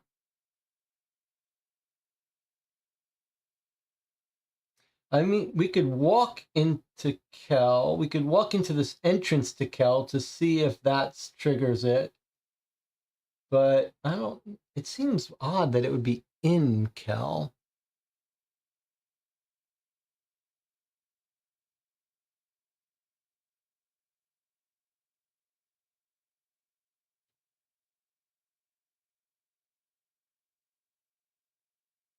It was a phoenix with a crown. I do think that's likely to be Kel. I'll tell you what. Let's go here. Let's look at this entrance to Kel and see if maybe that triggers it. Just seems weird that we would have to go inside Kel to get the bird. Although if I get our Kel map, maybe it would help us. But it could be at the tower here too. But let's go in here and see if this triggers it.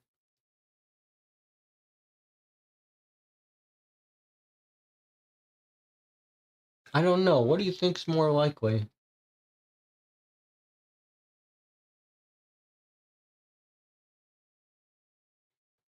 Also be that castle could be where the bird lives. Like, is the bird hiding in this castle or sleeping in it?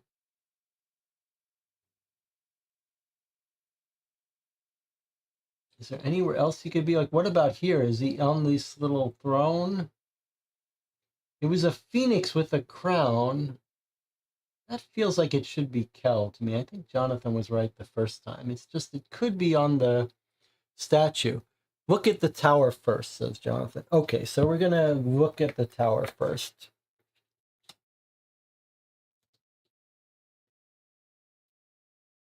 About 100 paces away, an individual waves at you. If you'd rather go on your way, discard this. Well, you got a real stamina question here. Like, do you want to do this encounter because we're looking for our Abaramid, or do you want to just say we're on a mission here?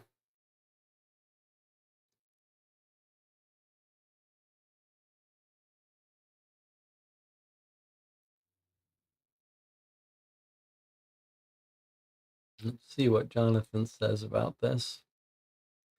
Jonathan says talk to him. All right. One card thrown away, and we banish it and read 403.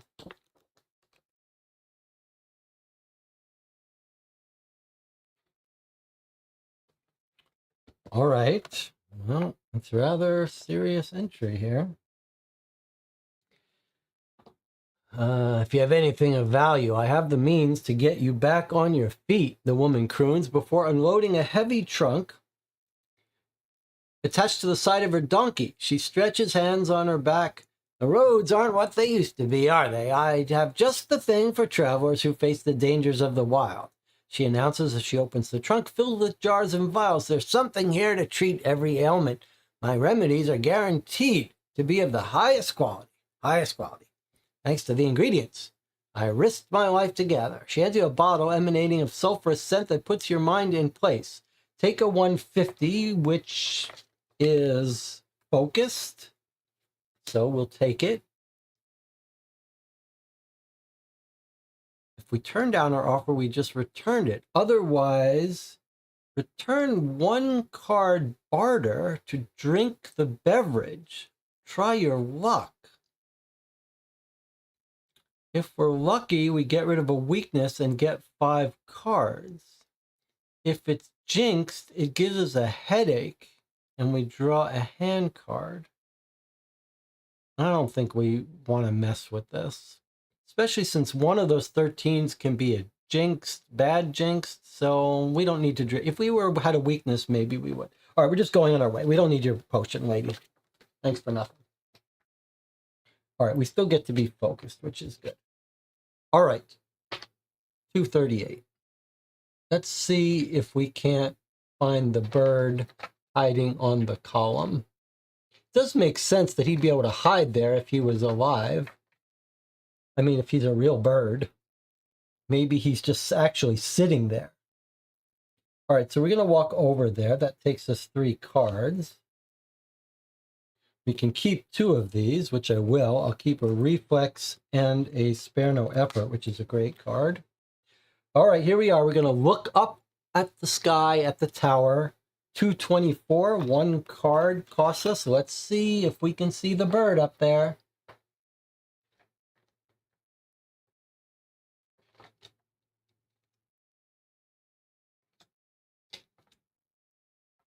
Nope, no bird.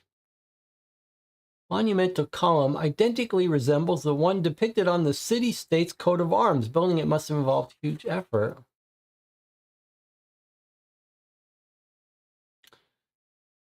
All right, well, it's a way to get home, but nothing else is happening here.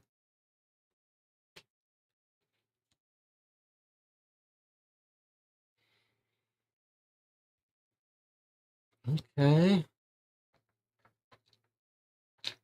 No other 224s.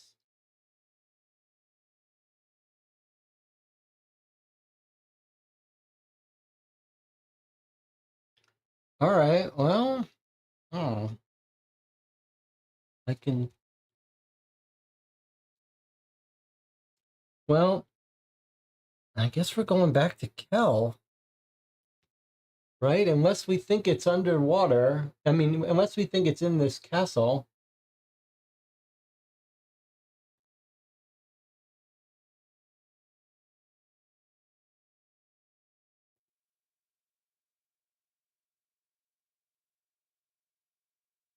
All right, let's see if we can get, let's see if it's in Kel. Let's see if it's at the entrance to Kel. So I'm going to go back. That's 1 card. We can keep it. Then I'm going to head down to the bridge to Kel. That's 3 cards. I can keep 2 of these.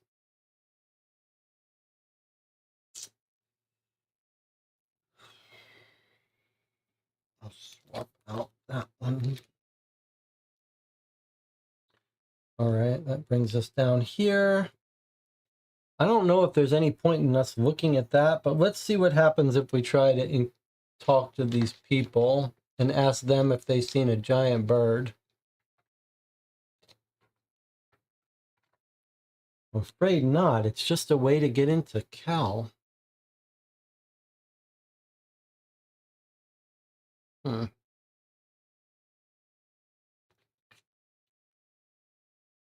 Seemed such a good idea.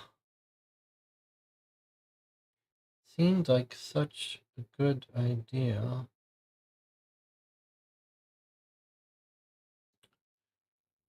So it could be actually in Kel. If we had our map of Kel, which I might have on the tablet, we might be able to see that there's some world, that there's some location in Kel that seems like a bird would be there.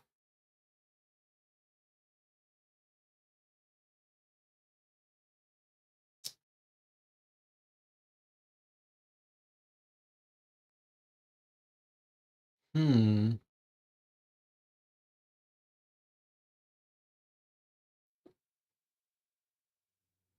Feels like the mission could end at any moment if we find the bird, but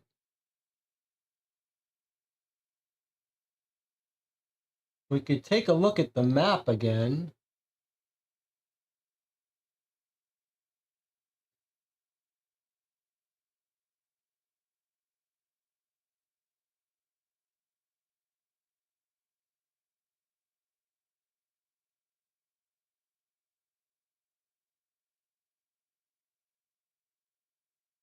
The Phoenix with the crown. What's the chance that he's actually in Kel? Do we have a map of Kel?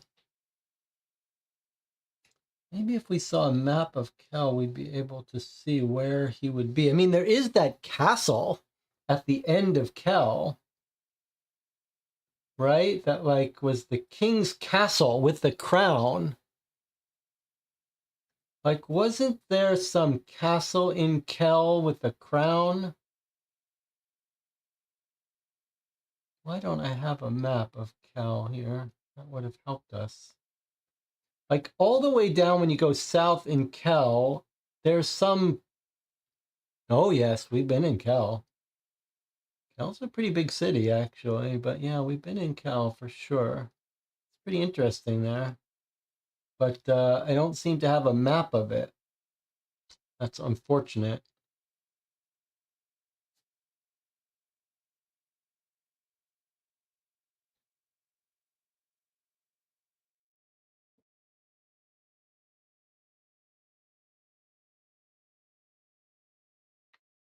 We only have 8 life too. Well, we can generate more life with our Hope Reborns.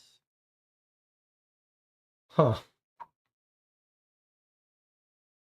You don't think we're supposed to go home? You don't think we're supposed to go home now?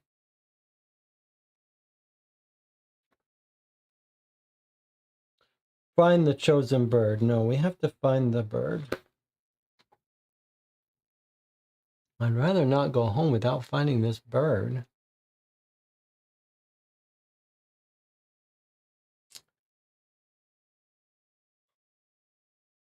I mean, we could look at that map again now that we've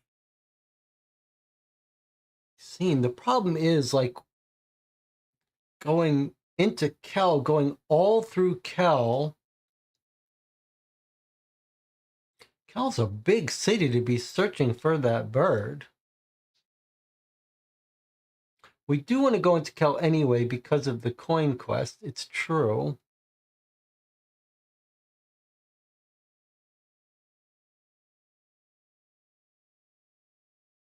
Unless we think there's some better place to go where the bird might be. Sure looked like it was in Kel, but, you know, just in the general realm of Kel. What's this thing?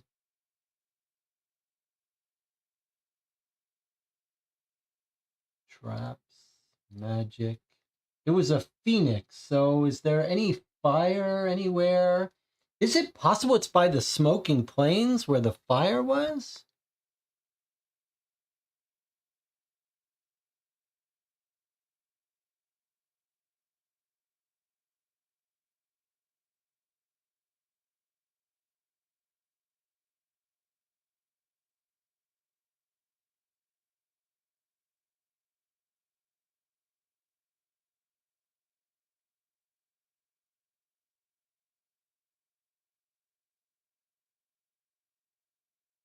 All right, so let's do this. It didn't look like it was by where the smoking plains were, though, on that map. All right, I'll tell you what we'll do then. If we think it's time to have a nap and sleep, why don't we go into the city, which will tell me to wipe all the cards out. And then if we want to, we can have a third session here on this quest inside the city. We have to be careful because we are running low on health. We should have used some of our hopes reborns for health. We pushed our luck a little bit. All right, let's go into the city, and then we'll pause once we get into the city so that we can clean up from the board. So 168. Maybe this guy's going to tell us about the bird. Fat chance, right? Okay, so he says, he opens a register before greeting you with a honeyed smile. Good day to you. Come to visit the jewel of our mighty protectorate. Be warned, Kel does not open to just anyone. He examines you carefully. Troublemakers and vagrants are not welcome here. Kel's economic situation must not be very good if it's charging an entrance toll. Okay, our influence is 7 or higher. We don't have a double key. Naturally, this text does not concern you. I wish you an excellent stay in our dear capital.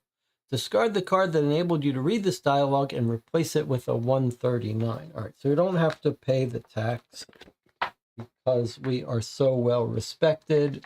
And out comes the entrance to Kel, which we can walk to.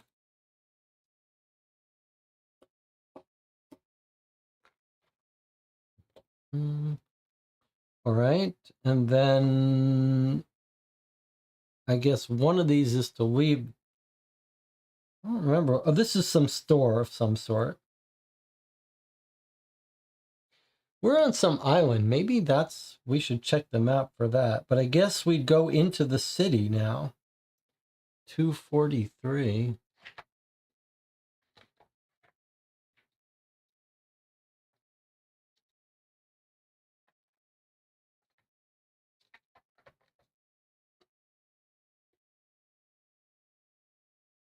Hum of voices pierced by the tinkling of hammers and mooing of cattle rises into the air. As you get closer, you breathe in a sickening mixture of kitchen smells and dirt. All right, so this is how you walk into Kel.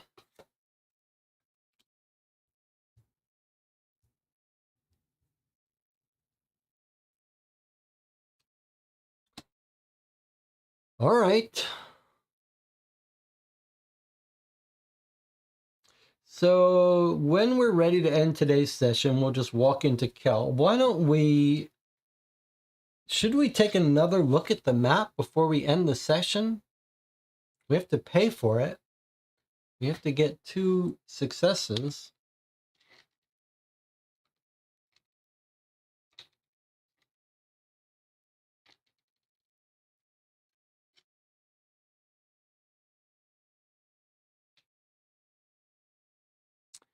Do we want to look at the map again?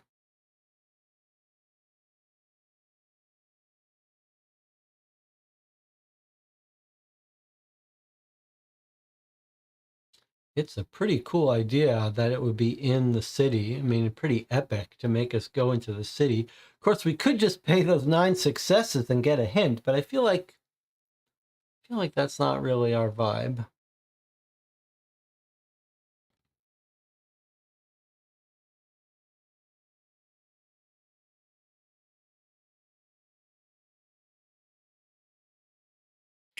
Let me ask you a question. What about further east? Is it possible it's beyond here? We've been down here. I don't remember anything. That's where the cave was. I don't feel like it was down there. This map doesn't have the stilts people. This map doesn't have the stilts people.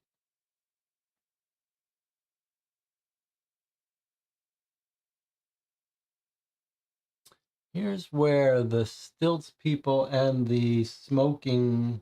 Oh no, I thought this was the map of the smoking plains.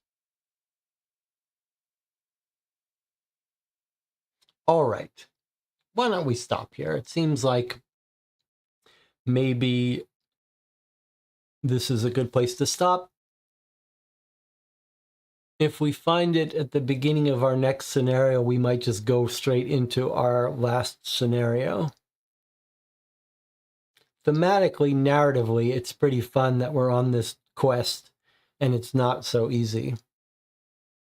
We're in a little bit of danger for our lives here, though. You could imagine there might be a time when we just have to give up and run home without having found it. All right, we'll take a break here. We'll discuss offline when we're going to play next. If you don't hear from me before then, it won't be till next Monday, but you never know. And we won't feel obligated to, well, there's only 3 of us here, so we can do whatever we want. All right. This was a pretty epic scenario. There's still a part 3 to come. We're looking for the bird. I thought he was going to be up at the top of that tower. I'll see some of you on Wednesday for our final 3rd box of 50 Clues, Sunshine Island. After that, something big. I'll see you next time.